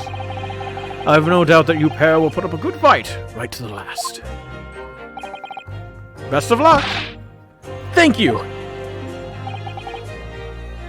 Now then, the game is going pretty well. This is like I said earlier. This is pretty much basic Ace Attorney goodness. Yeah, I need you to run an errand at the university at once. There's something I think we may need. Of course. Good luck, Kazuma-sama. Defendant Naruhodo, court recess is over. Please make your way back inside the courtroom at once. It's time. Let's get back to it, partner. Let's go in there and deal a decisive blow before those old fossils know what hits them. What's hit them? Words. Kazuma? What? Thank you. Really? What for? Well, if you hadn't said you believed me, then I'm fairly sure I'd already been found guilty by now. Look, I have faith in you. As a lawyer, and as a friend. Coming from you, that means a lot. If I'm found guilty in this trial, he's really going to give up on his dream of studying abroad. The kind of true friend he is.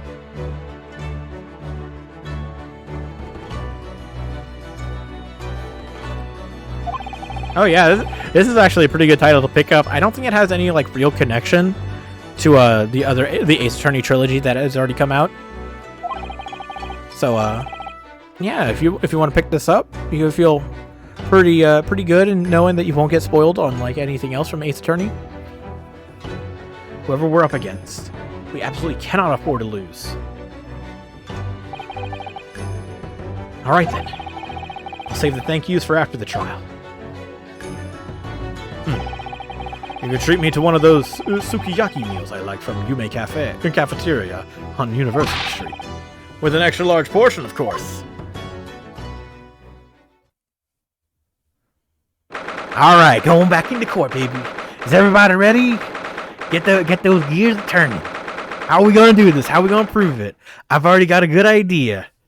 The body was turned around by the detective to try to make it seem like he was not shot at the table. But we gotta see. We gotta check. Gotta check to see how this is gonna go. The court hereby resumes the trial of Ryunosuke Naruhodo. Prosecutor Auchi. Damn it. Prosecutor Auchi, have you managed to subpoena the witness? Yes, Your Excellency, against all odds. And thanks to a certain young stripling, the prosecution is now under a rather painful scrutiny from the government. Sorry. The government scrutinized. That's their job. Nothing to worry about. It's highly unlikely that the good relations we forge with Great Britain will emerge from this trial unscathed. Will you still think it's nothing to worry about when the new treaty breaks down on our nation founders? Again, terribly sorry. The friendship between our nations is really so fragile, and the treaty isn't worth the paper it's written on. You really have nothing to worry about, Ryunosuke. What do you mean? A secret trial, anxiety over some foreign government's opinions, a bungled investigation, missing witnesses. Is this what our nation's justice system is? Is this the Supreme Court of Japan or of England? Shut up! Shut up, you jumped-up rookie boy! You and your friend know nothing of the situation our nation finds itself in. By aligning ourselves with a great world power, we'll become strong. Diplomacy has never been more critical. Steady political maneuvering is what will secure our futures. I won't deny that I'm no expert. I'm just a student, and one who could arguably study harder too. Standing here now in our Supreme Court, there's one thing that I feel very strongly. A country that fails to uphold the truth in its justice system is a country with no future at all.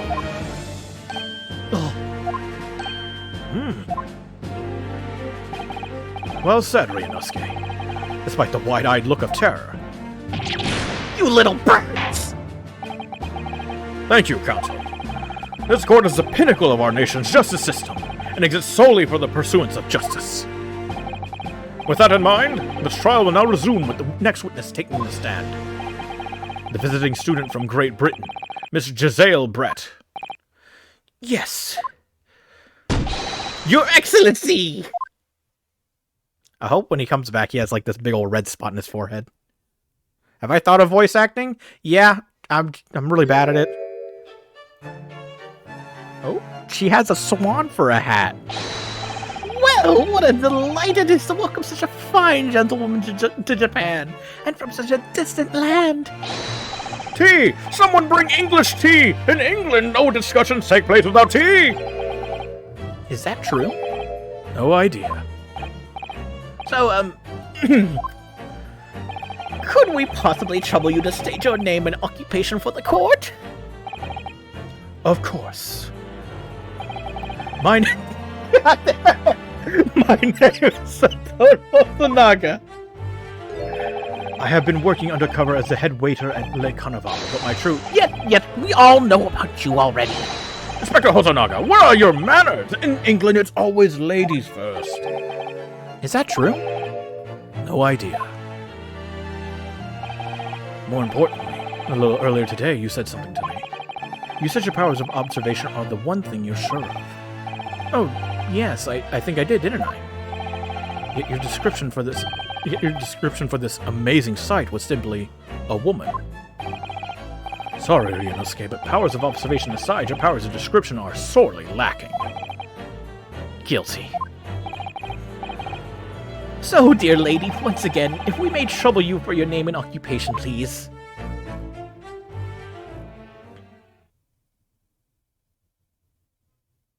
Excuse me?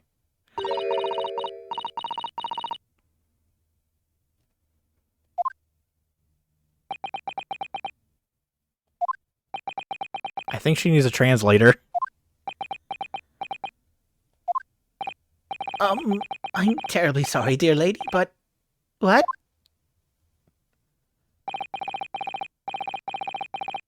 Oh, the inspector speaks English.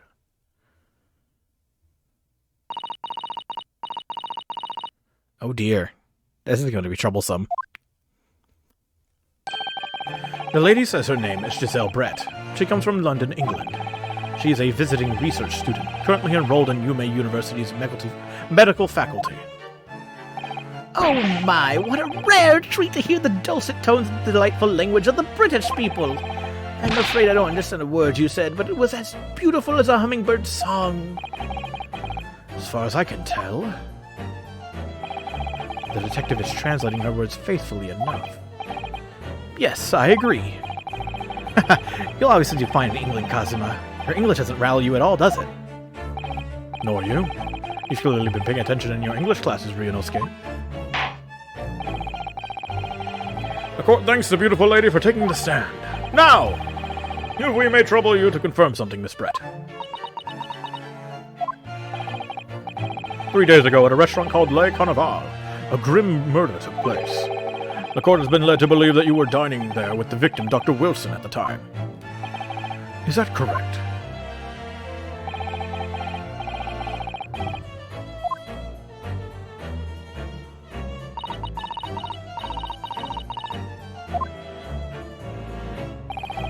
She says, Yes. This could take some time. so even though she's studying here in Japan, she can't speak any Japanese. I know, quite strange. I know, right? See, the tongue trips for me, especially like because I'm trying to run through it so quickly. That's why I'm not actually that great at voice acting. There's a lot of times where I just squish S sounds. I hate it. She'd like to apologize for disappearing from the scene. She says that she was due to make a presentation at the university, so she had to leave immediately. Yeah, sure, man. Interesting. When you're the one who engineered her escape. I was just following special orders from the Bureau. Well now, dear lady, would you be so kind as to cast your eyes over this photographic print? Please take a look at this dead man. Seeing as you were so unfortunately present at the scene of the crime, could it be that your resplendent eyes caught sight of the wicked perpetrator, perhaps?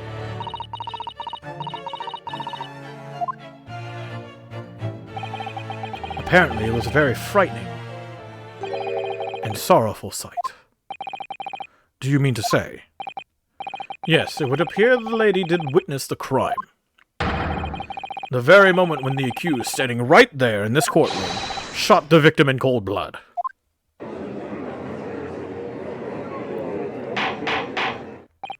Order! Order in the court! Did you hear that, Your Excellency? Here we have an absolutely conclusive witness statement. Well, it looks like it's clear now. Clear who our real enemy is. Unfortunately, I will have to ask you to formally testify if you please. Kindly tell the court the exact nature of this frightening and sorrowful sight you described.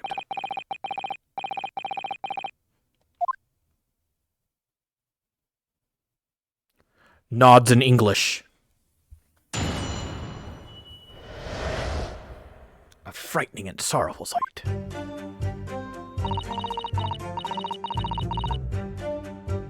Alright, let's pay attention to their motions too.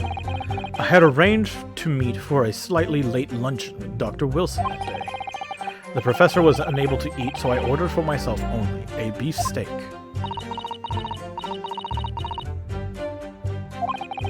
After a while, the accused came over to greet the professor, and they got into a fierce argument.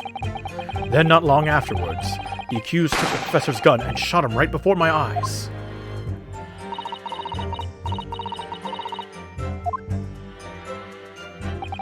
I don't carry a gun myself, so obviously I couldn't have been the culprit. Can we have the gun admitted to the court record, please? Yes!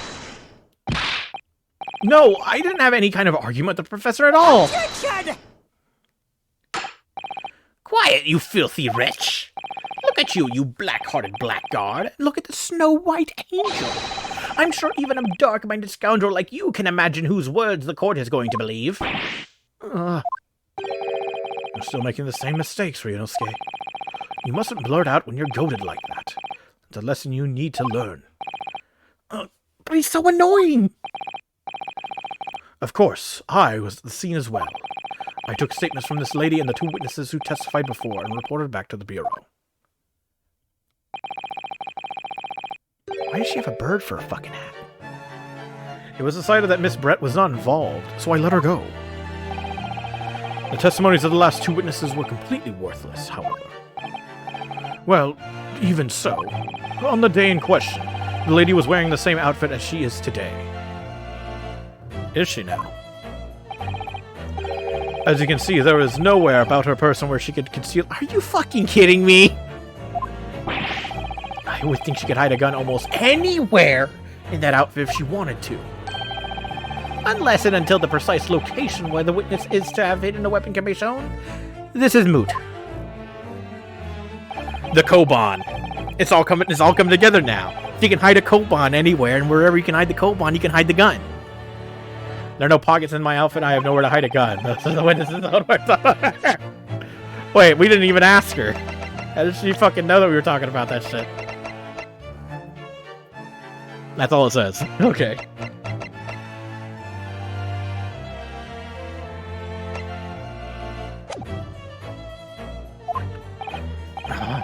It's ridiculous. If only I was allowed to lift up her tree, I could prove it.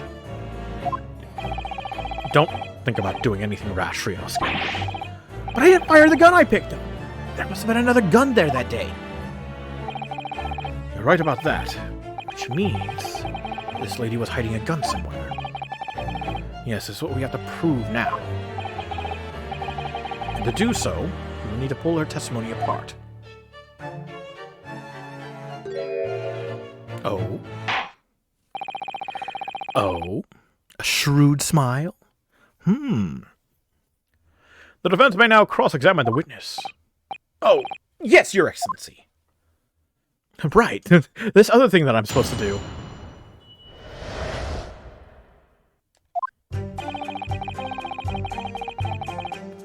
Yes! After 2 p.m., in fact. That's really quite a late lunch, isn't it? Objection! You don't keep up with the latest fashions from Britain, do you? Late luncheons are in vogue, isn't that right? No! no. A decisive English no has quite a sting to it. The gentlewoman is currently working in the victim's research laboratory, it seems. So it was apparently a daily occurrence that they would lunch together. But on the day in question, the victim had another appointment at the clinic first. Yes, which we can prove from the medical report card, which was submitted as evidence earlier. That's right. Miss Brett and the victim went to lunch following the victim's treatment, which is why it was so late. Yes, that all makes perfect sense.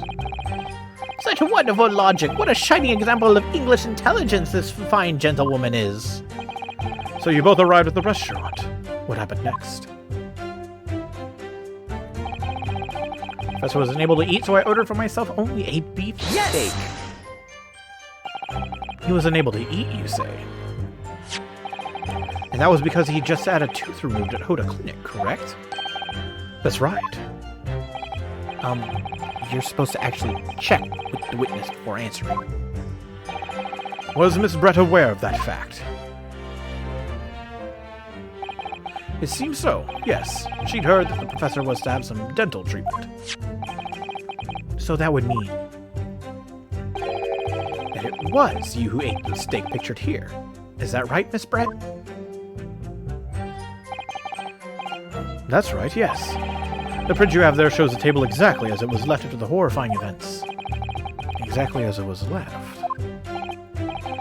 Dear me, what a harrowing experience. To have traveled to a distant island on the far side of the world and to be embroiled in such a tragic incident. Have no fear, my dear lady. I swear I will crush the evil fiend that subjected you to this terrible plight. So the victim, Dr. Wilson, had nothing to eat or drink at all? That's right. Other than some carbonated water. Just water? Yes. The professor was unable to eat, but he had been given permission to drink water. So it appears that the diners toasted their lunch with a glass of water each. They each raised a glass of carbonated water. What do you think, Ryunosuke, about the witness's last statement? Very meaningful. There's only one glass there at the table. That last statement of yours, Miss Brett, has a profound bearing on this case. Well, well, how fascinating. Do tell us, what is this profound bearing,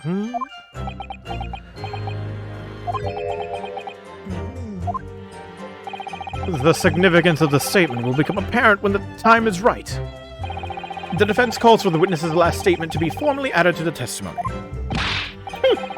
Well sidestepped, counsel. Very well, Miss Brett.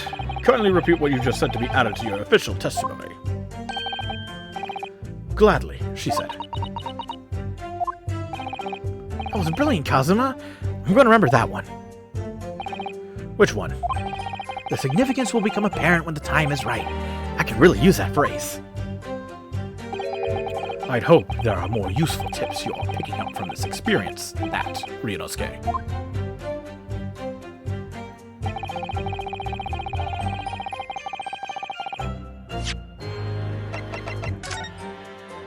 Then why is there only one? Interesting. Yes!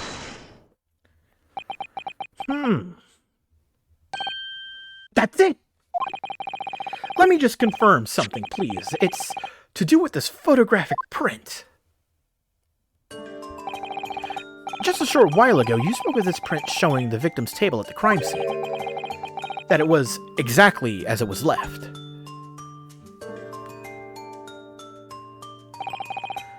That is correct, the lady says. Well, that is... It's odd. Very odd. Dear me, what's odd is the defense's inability to express itself. Ryunosuke, what is it about the print that looks odd to you? Well, obviously it's the cheers. That cheers? Miss Brett just told us that she and the professor said cheers over a glass of water. But if that's true, there should be 2 glasses on the table, not 1. Ah! You're quite right, Counsel. There's only 1 glass picture. Objection! Are we supposed to be impressed by this nitpicking over minutiae?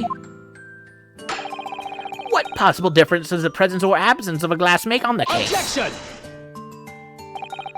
Minutiae, you say? Could it be that the detective here removed a glass from the table to conceal the lady's presence? Of course not! I would never do something so reckless. But there should have been 2 glasses on the table. Are you going to try and tell me you can clink with only 1? You're quite right. I certainly took 2 glasses to the table. Oh?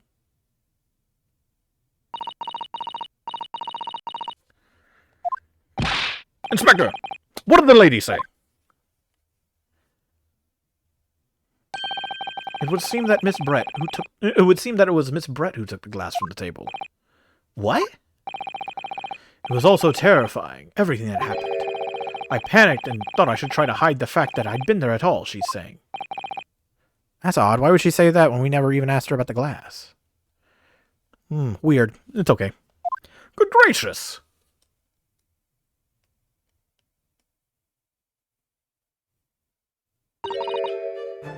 Sorry.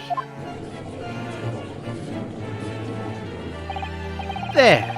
As I assured the court before, this is of no consequence at all. Oh, please. We must remember that this student had just murdered this lady's luncheon companion for her very eyes. Who could blame her for concealing a glass or 2 in her state of disarray? That's absurd! Oh, really? So do we take it that you are now going to accuse this vulnerable, young, and beautiful woman of mischief? What? No, this can't be put down to mischief. I'd like to know exactly how the lady took the glass from the scene.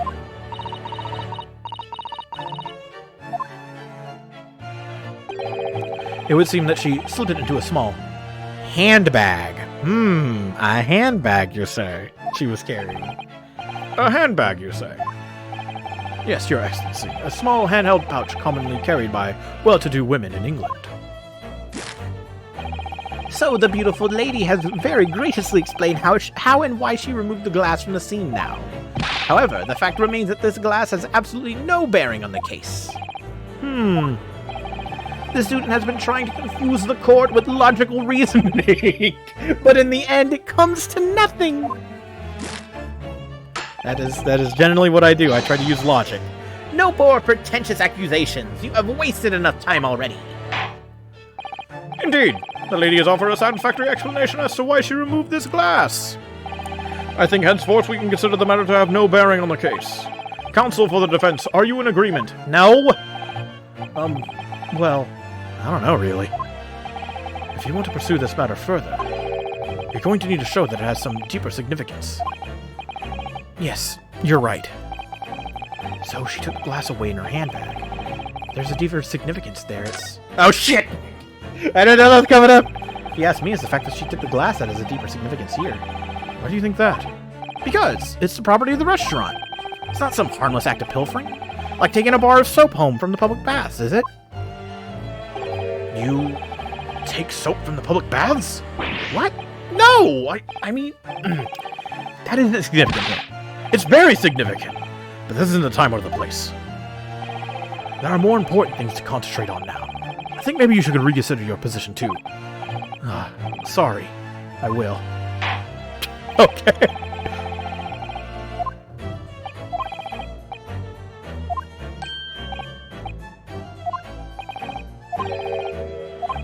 Oh, God.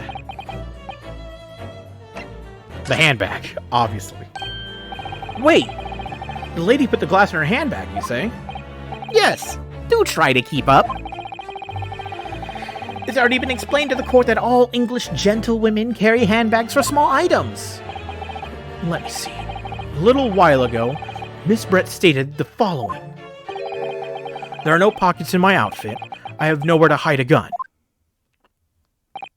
But, what if she forgot to mention... What she forgot to mention was her handbag. In which it would be perfect to conceal a gun. You're right! Well done, partner. I had a feeling you'd pick up on that too. What are you insinuating, you vile blackguard? It's really very simple. The gunshot was heard when the defendant picked up the gun from the restaurant floor. As he didn't fire that gun, we can deduce there must have been another firearm at the scene. The true murder weapon, if you will. You can't be seriously suggesting...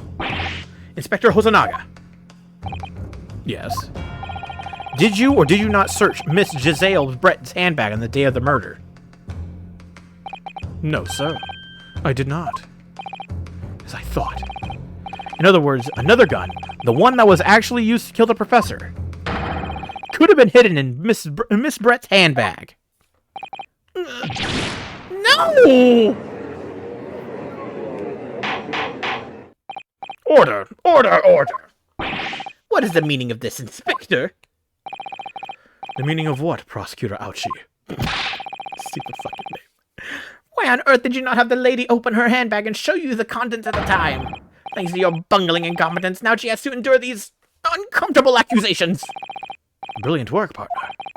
Now I have a chance to expose the real woman behind the mask. Do you think so, Kazuma?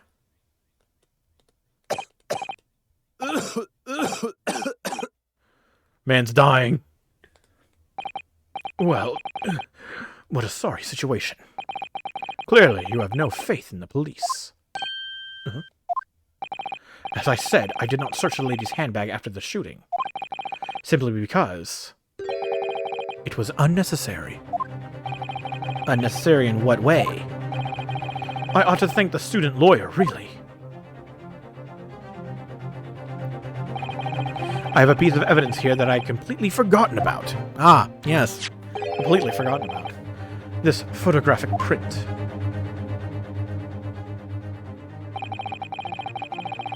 This print is of a photograph that I thought would be prudent to take immediately after the shooting. What's that on his wrist? As you can see, it clearly shows Miss Brett's handbag. And the glass in it. Well, I never. You could see right through to what's inside. What? Yeah, but you can't see right to the chair, which means that there's another pocket. That's right. Apparently, meshwork bags like these are a height of fashion in London at the moment. So the contents are clearly visible. Exactly. So there was no need to search the lady's handbag. There had been a gun inside. Would have been very immediately obvious. Ah! As you can see, there's nothing to imply Miss Brett's guilt here.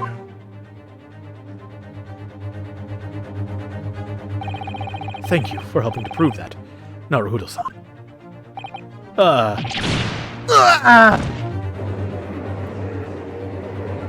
man.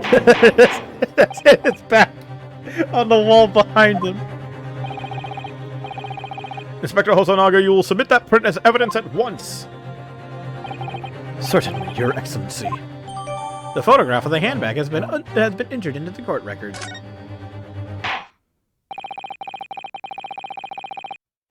Nah, there's more we gotta ask now. Why was he coughing up blood? It's his gimmick. Of course. Obviously, it's his gimmick. Look at that. Look at this. It's the shape of a bowl. Why is it in the shape of a bowl, though? So this chair was turned around.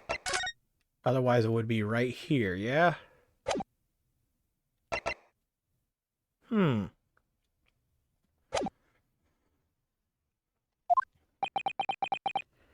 Oh god, he's giving up. The court has now been shown considerable evidence. As the photographic print just submitted into the court record appears to have no further significance. Oh, by the way, if my explanation for his coughing up blood was not good enough, he immediately started coughing up blood at the start of the trial, and we questioned him about it, and he's all like, nah, it's okay. I've dealt with this before, so it's fine. Everybody was all like, all right, I guess. Undercover cop playing as a waiter at this place for something or other. I am satisfied there is no longer any room for doubt in this matter, and I must make my ruling. Indeed, and there is only one logical conclusion. That the pathetic rookie slumped over the bench before us is the only possible perpetrator of this crime. I'm dead. Oh, I'm back. No. Just when I thought I was beginning to turn things around. I'm in a worse situation than when I was at the start, if you say so. Kazuma? I'm sorry, Ryunosuke. Now that the cross-examination of the witness is over, there's no way to force a trial to continue. What? You mean this is it? I must say you put up quite a fight for a rookie student. But the weak are meat, while the strong eat. You were wasting your time. There's no way to defeat true justice. A fact you can chew onto your heart's content from the inside of your cell. This can't be happening. Am I really going to be found guilty of a crime that I didn't commit? Kazuma, his dream of going to study in Great Britain will slip through his fingers. Kazuma. What? Is there really no chance of turning this trial around? You heard the judge. There's nothing about that last photograph the detective produced that we can contest. Which means there's no basis on which we can argue for the trial to continue. Very well. I will now proceed immediately to the ruling. It seems we'll be able to report to the British government on time after all. That's smugglers. Ryunosuke Naruhodo, after considered all of the evidence placed before me, I hereby find you...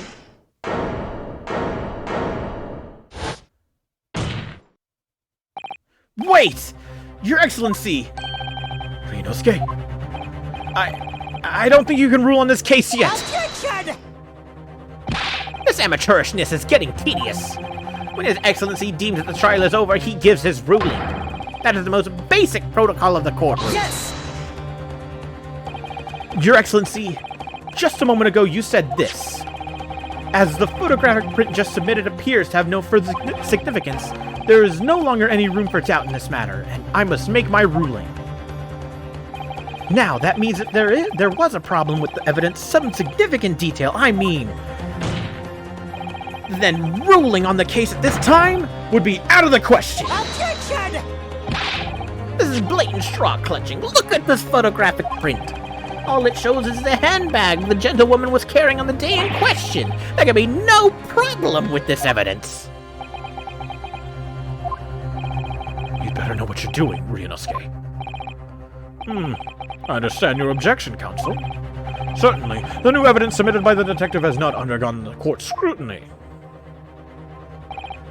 However, I fail to see how we can glean any new information from this handbag. Ha! My thoughts exactly. Really, the prosecutors are becoming tired of this rookie's desperate wheezes. Yes, I am desperate. But this isn't a wheeze. There's something about this photograph that doesn't seem right. If only I could put my finger on it. Very well. I will grant the defense one final opportunity. What? But be warned that if I am unsatisfied by your response here, the trial will be over with immediate effect. Do I make myself clear? Yes, Your Excellency. So, take another look at the photographic print Inspector Husanaga submitted before. You will identify for the court where in this print we see the significant detail to which you have alluded.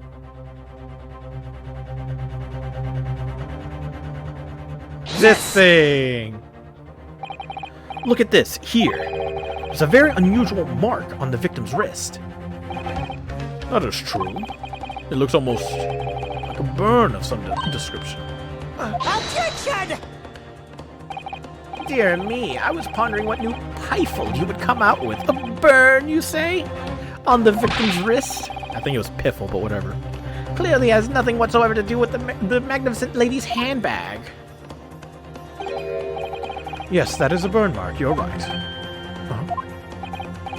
Go on, Inspector. The police coroner also noticed it when he was performing the post-mortem examination. It was deemed unrelated to the cause of death, so he didn't note it in his report. What did I tell you? In any case, we have no idea when the victim suffered this burn, do we? And no possible way of knowing either.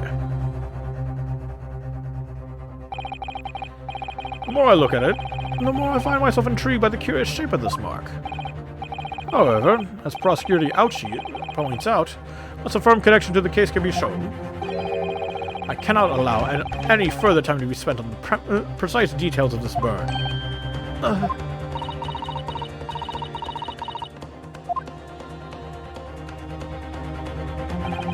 Excuse me, Your Excellency. It would seem Miss Brett has a lunch appointment with the Dean and other university staff. She would like to know if she may be excused from the stand now. Oh, of course, dear lady. We shan't hold you up any longer. I'm quite sure His Excellency is about to give his final ruling anyway. What's your thinking on this, Ryunosuke? Do you believe this burn does have something to do with this case? To be honest, I'm not really sure. If I don't keep pushing, then it's all over. So I was thinking I should keep digging and digging, and hope that I might uncover something useful. Yes, you're right. I am?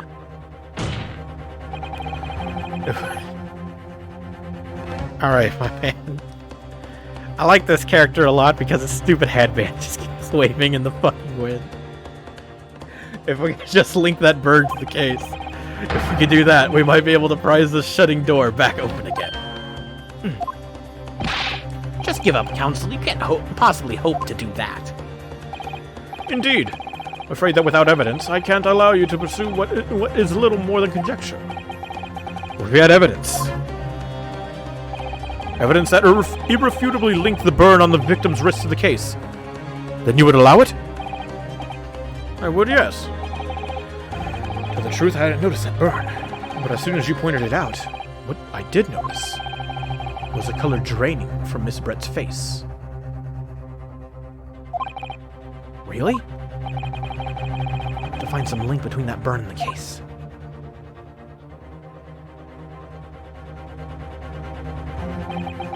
This is the moment of truth. It's time to find some evidence that proves what that burn really means. So then, the defense will now present its evidence to the court.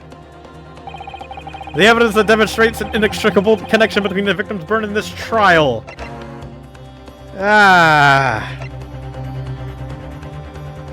Review scene.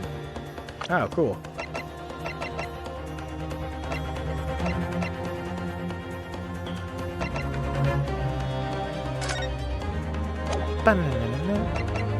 I have no clue where I'm going with this.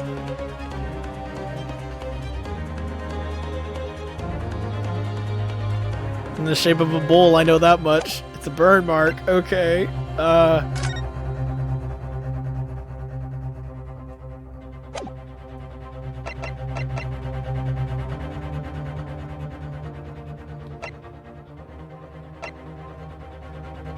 The only other burn mark at the table was of his front, so Yes! we'll try this. The victim's burn is clearly related to this piece of evidence in the court record. Objection! Explain to the court in 5 words or less what the nature of that connection is. Well, it's obviously, thank you. 5 highlighting, illuminating words. What? As I suspected, the rookie student is bluffing. Again. No, my star. You've been burned there yourself, Ryunosuke. Sorry. I do feel like I've seen the shape of that burn somewhere before, though. The plate? Oh shit, the plate? The thing that I never gave a shit about? Fuck, you're right, there it is! Fuck!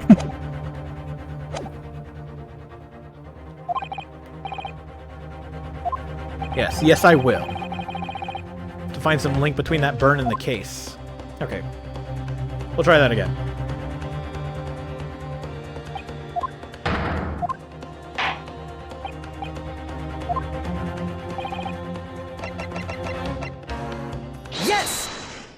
Perfect. What's this, Council? Yet another print? Yes, Your Excellency. I believe photographic prints are an amazing invention. When we humans look at a scene, we miss things.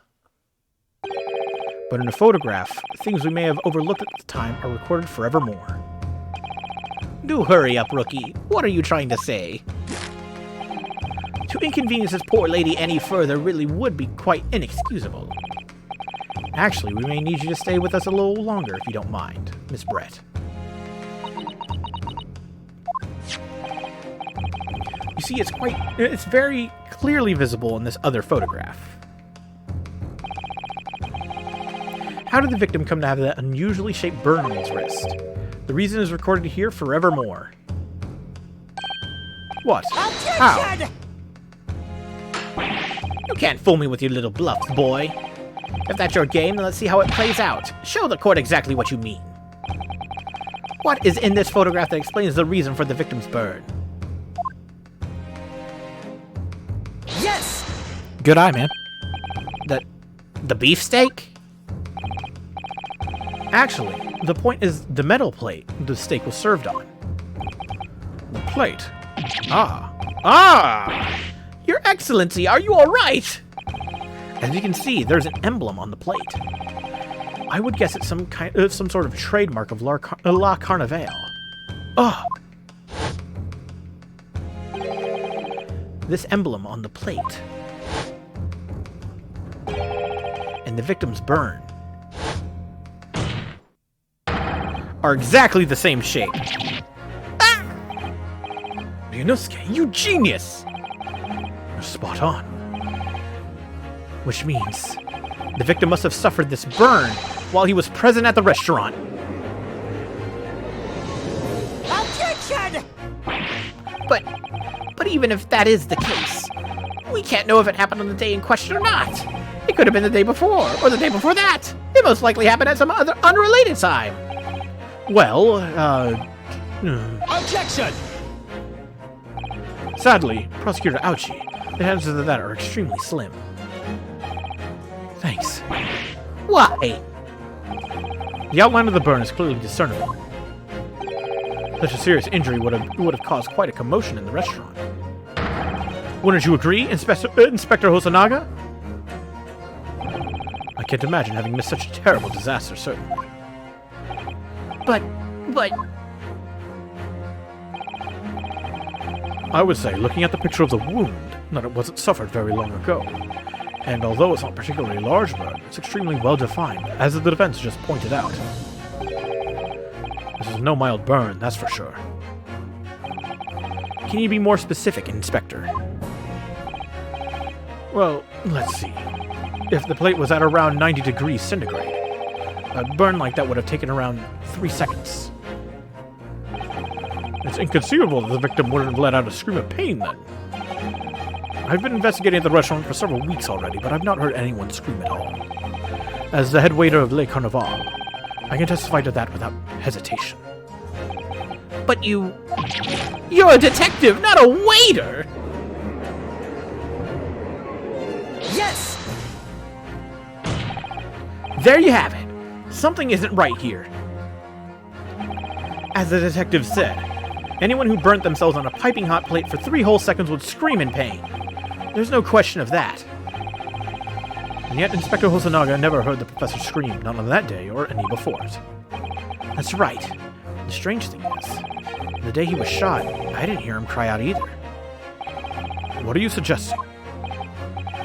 Well, if the professor had carelessly laid his wrist on the plate for anything like 3 seconds that day, that would be beyond careless, I think, Counsel. Then the rest of us in the restaurant, myself, the sergeant, and the old antiques dealer, all of us would, without any question, have heard him scream. Wouldn't you agree, Prosecutor Ouchie? Well, yes, I suppose. So the question is, why didn't a single person hear Dr. Wilson scream? I almost don't believe it. Ryunosuke, do you think? Can it really be true? Never dreamt we'd arrive at a conclusion like this, but I'm starting to think that maybe we've been led into a terrible trap.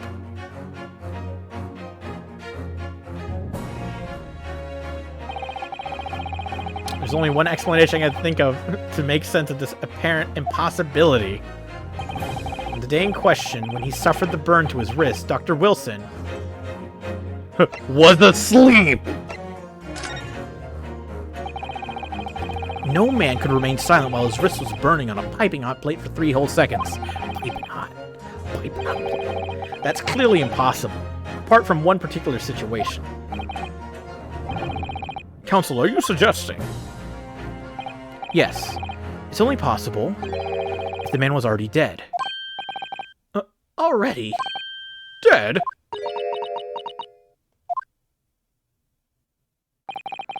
Knowing what we know now, it's the only impossible explanation.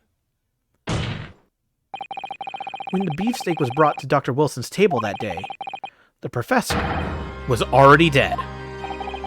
That's madness!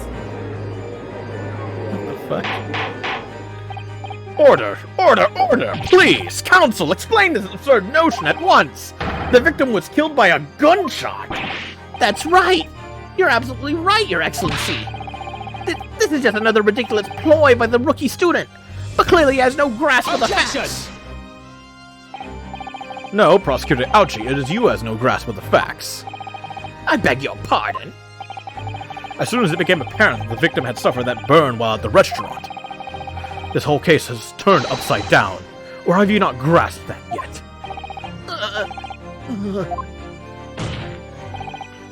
Your Excellency, the court must hear from this witness again. If it's true, as we now believe, that the victim was already dead before the gunshot was heard, it's highly likely that Miss Brett knows something about it. Incredible. I certainly didn't anticipate this twist of events. I'm sorry to say, Miss Brett, that you will have to forget your luncheon engagement. But, Your Excellency...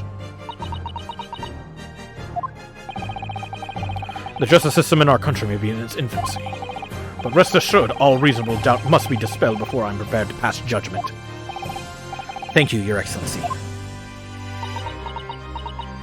That's right, bitch, we gonna get ya.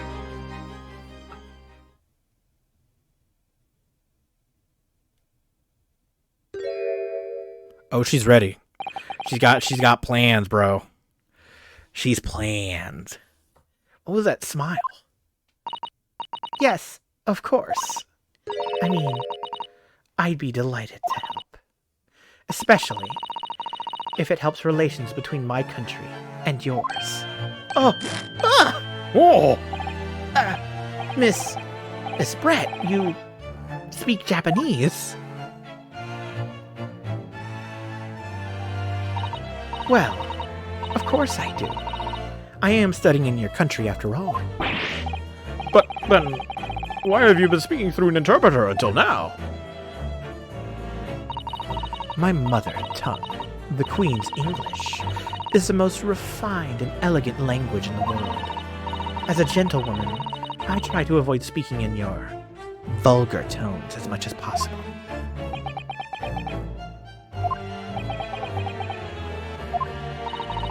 But it seems the men in this land possess none of the chivalrous virtues of English gentlemen. So I can see that I shall have to lower myself to communicating with you all on your own level. Oh, well... You are the epitome of a true English gentlewoman. We are truly honored by this. This lavish consideration you so graciously afford us. I see. In that case, Miss Brett, I will now ask you to testify in your own words about the events leading up to the death of the victim, Dr. Wilson.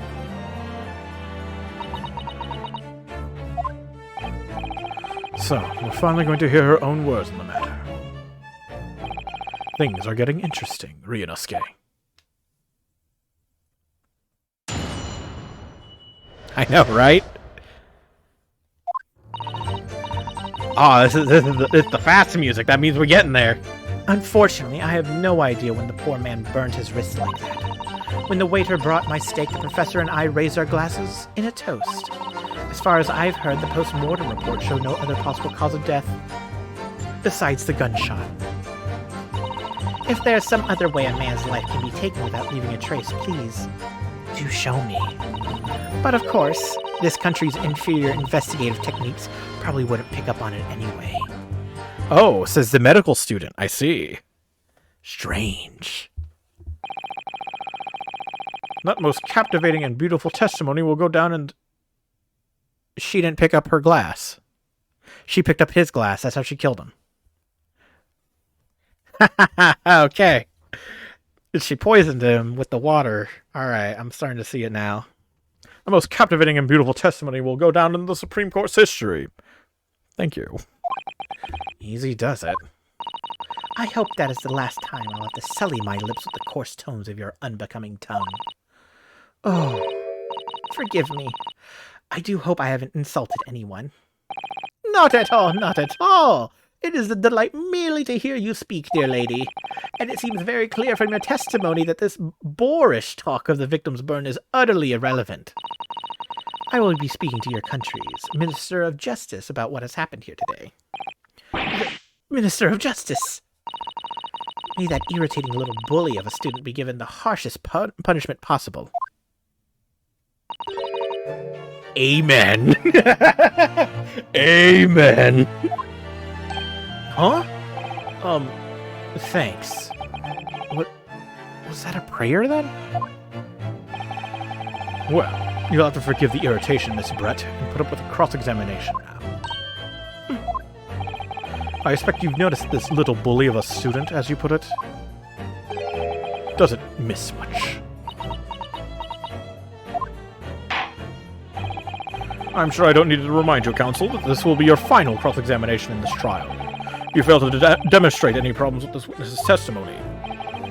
I will be ruling on the case immediately. Is that clear?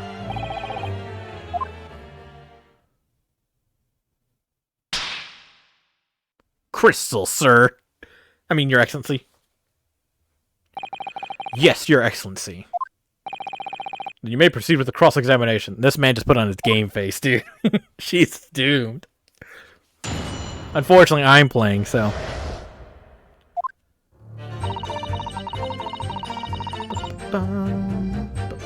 Yes! Hold it. But his hand was on the searing hot plate for at least 3 whole seconds. You cannot have noticed. Do you think so? Let me ask you something. Sorry? Ever since I arrived at this courtroom, and even still now, the fly on those unsightly black trousers of yours has been wide open.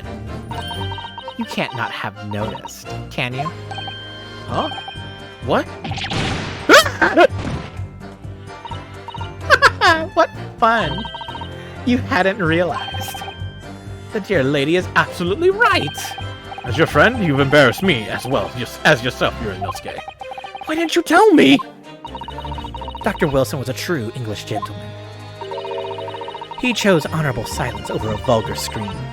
Can your tiny brains imagine such a thing? Oh yes, I think my tiny brain can! Yes! Well, I can't! Anyway.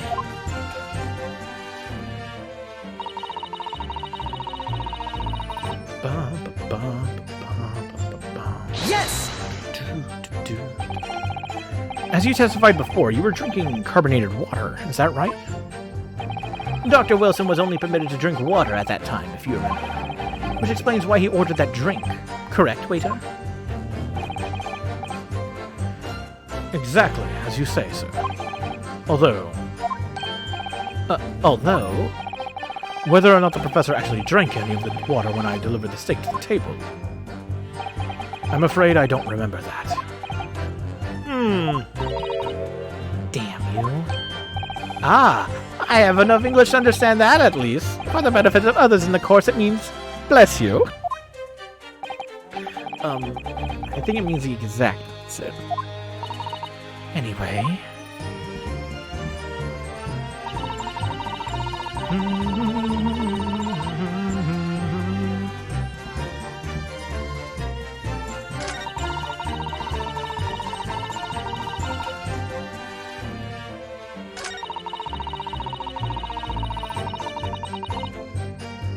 Yes!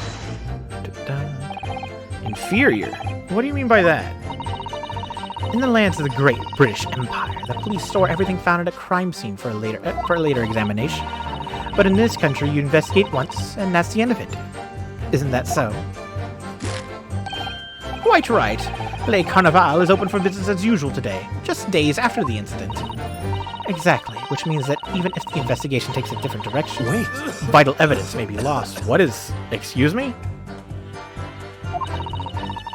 It doesn't even occur to your naive detectives to try to preserve the crime scene.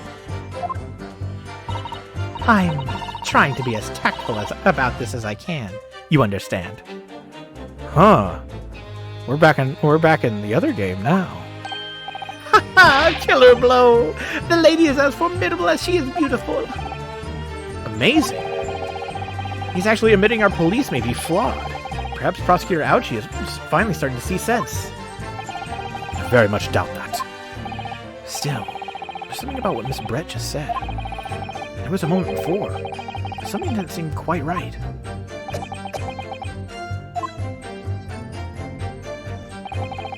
What do you think, Ryunosuke?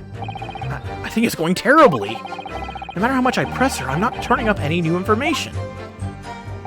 Yes, as I suspected. She's a tough witness. We need to find a way to break her testimony, or the cross-examination will be over. But that would mean we have to find a way. There must be some clue somewhere to help us find a chink in her armor. Kazuma.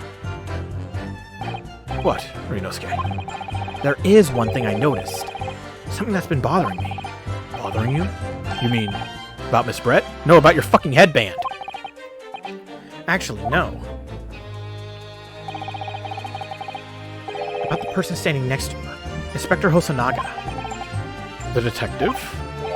Yes, he seemed to react a little strangely to Miss Brett's last statement. I was wondering if it might be significant. If it might present an opening, maybe. Alright, I have an idea. Try pressing on that last statement one more time. If you think so, but this time instead of targeting the woman herself. Let's see what we can get out of the detective. Alright then. I don't know what Kazuma's thinking. I'll find out soon enough, I suppose. To press Miss Brett on her last statement again.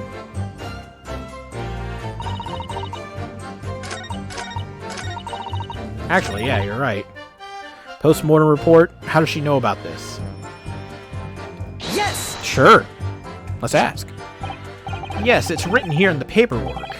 Fatal hemorrhage from ballistic trauma. Yes. Luckily for all of us, a little burn on the wrist isn't going to kill us. And as there were no other signs of trauma on the victim's body to indicate some other cause of death. It could only have been the bullet from your gun that put an end to this innocent man's life. But it doesn't make sense. The burn must have happened straight away, when the plate was first brought to the table by the waiter.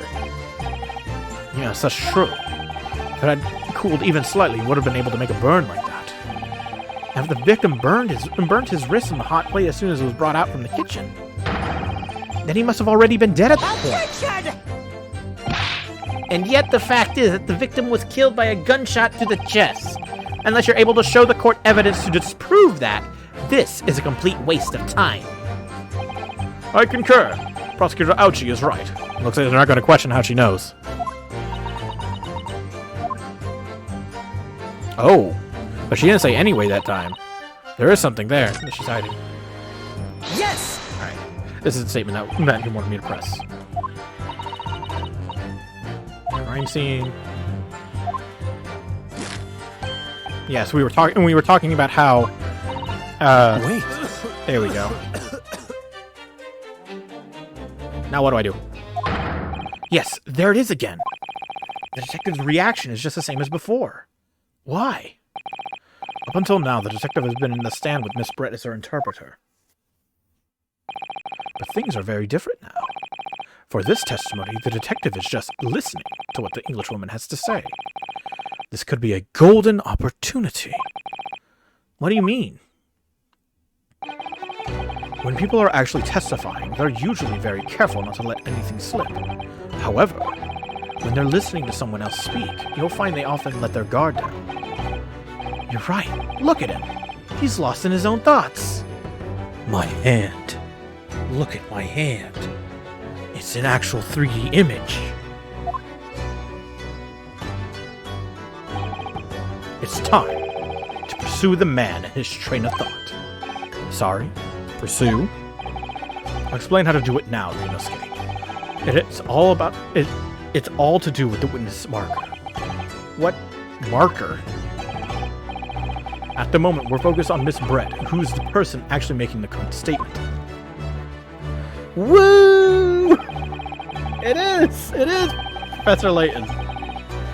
By moving the marker left and right with left and right, you can turn your attention to other people in the stand.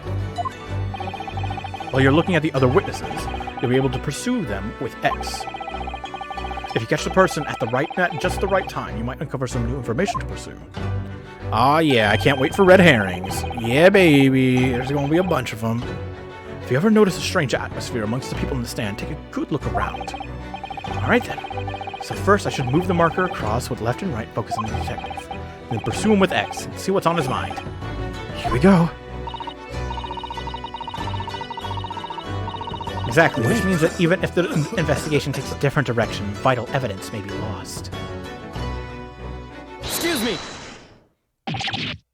Yeah! What's the meaning of this?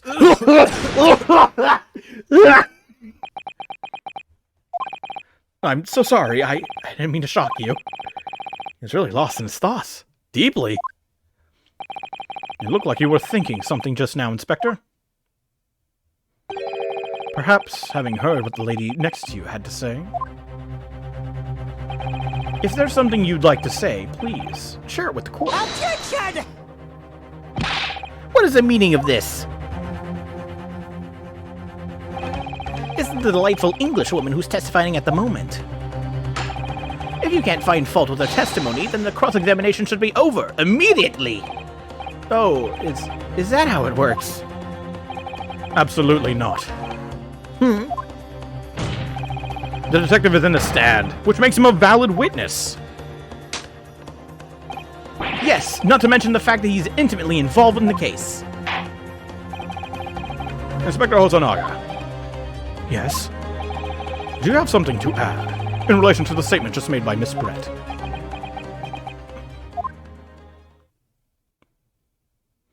Swoosh. Clean mouth. Well, yes. If you don't mind, I would like to speak. That's right, bitch. Shut up. The lady is right. Our country's police practices are not as modern as those used in Great Britain. Which is why I, Satoru Hosonaga, always strive to make every investigation I'm involved in flawless. What do you really mean by that? I'll tell you what I mean. I won't have evidence lacking on my watch. I'm not afraid to take everything I can from the scene of the crime. It's preserving evidence, you see. I don't care if they call me a crime scene thief. I'm not ashamed of what I've done. Dying. Crime scene thief?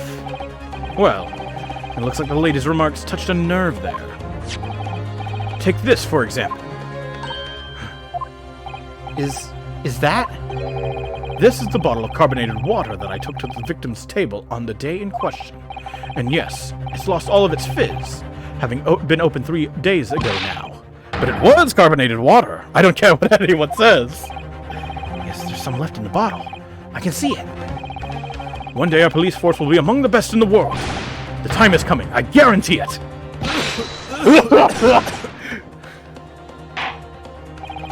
Can't say I condone the witness's actions, but I do understand the sentiment. The court will accept the glass bottle of water as evidence. Sweet. Miss Brett, can you confirm this is indeed the bottle from which you drank on the day of the victim's death? Yes. It was that bottle. What was that about? She seemed to avert her eyes when she answered the judge's question. Very well. Counsel, you may resume the cross-examination. And the inspector will kindly control his fervor.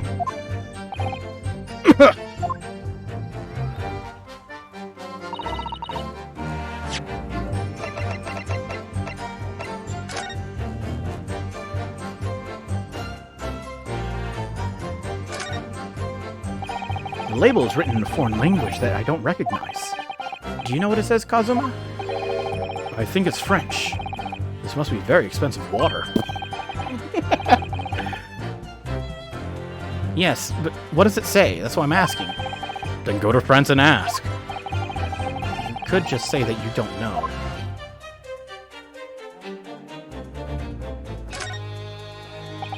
So this carbonated water is the last drink Dr. Wilson ever had.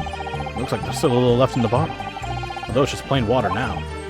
You know, I've been sweating so much, I'm absolutely parched. I'll just have a sip of this to keep me going. No, Ryunosuke, you can't do that. For one thing, that's evidence. You can't go drinking evidence. Oh, no, you're right. We don't know what might be inside, do we? You never cease to amaze me, Ryunosuke, in more ways than one. I wonder, could there be anything in this water? What's the matter? You've gone quiet all of a sudden. I think I might have just worked something out. An interesting possibility. Yeah, but how do I go about it?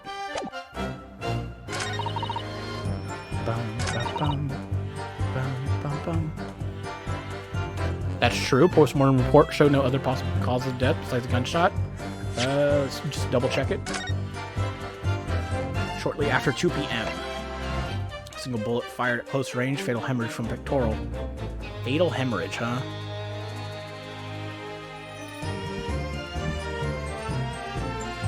No exit wound. Bullet did not pass through the body.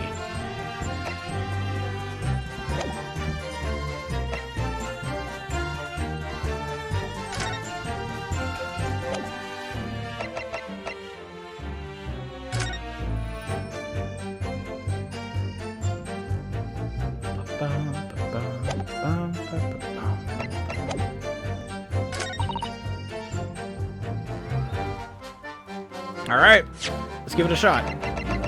Yes! Boom, there we go. What is this? The bottle of water? Actually, there is one method of killing a man without leaving a trace that comes to mind. Poison. Obviously, I'm referring to poison. Poison?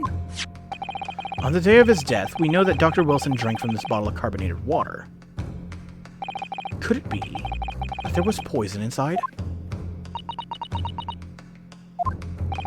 Could it be that the professor actually died after taking a sip from his glass? Order, order, order! And on that day, who was sitting at the same table as the professor and able to slip the poison into his drink? I hope it gives me a multiple choice. I'll just say, me! I did it! I'm the killer!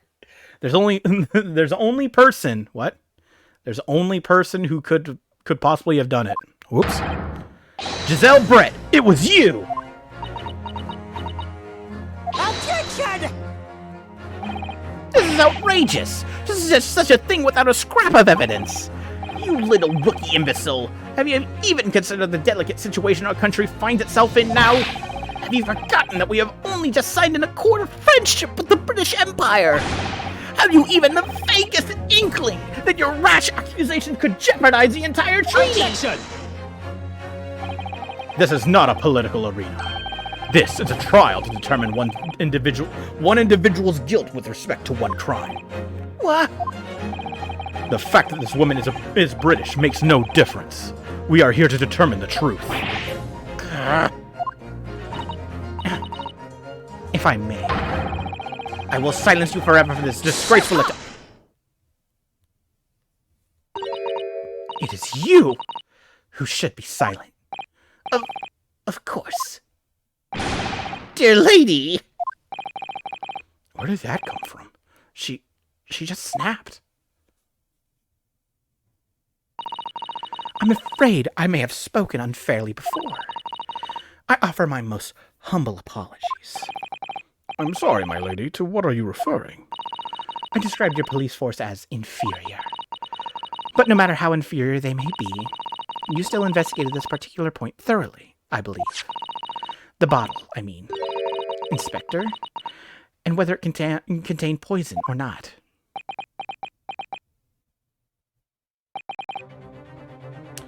The reason why your mouth is bleeding. You tried it, didn't you?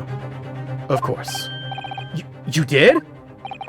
Have you forgotten what my guiding principle is already? I strive for a flawless investigation every time. I don't believe it. Naturally, we tested the inside of the bottle and its contents.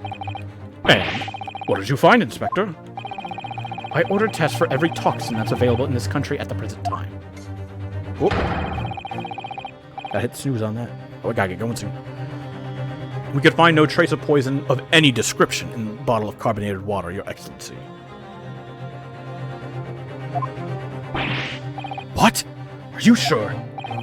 The tests were meticulously carried out by the chief coroner himself. No!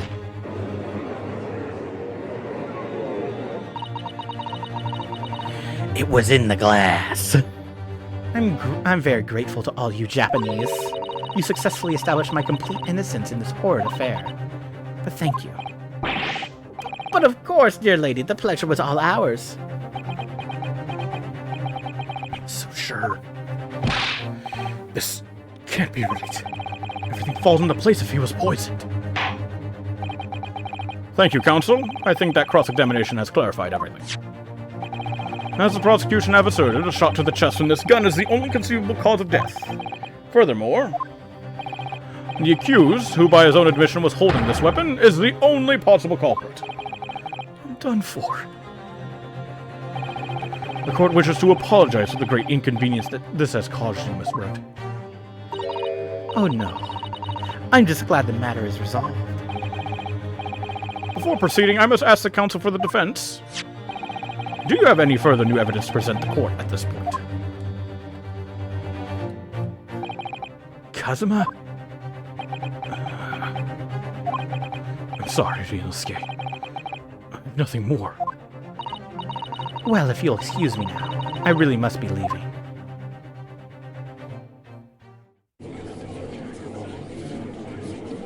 Hold it! Oh.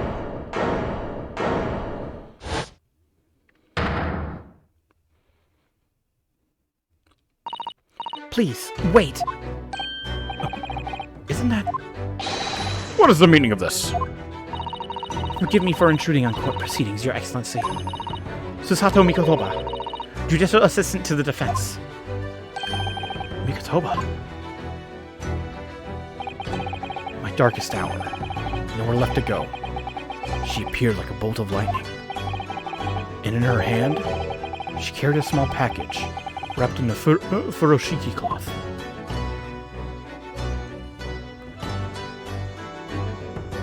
Oh, don't give me this.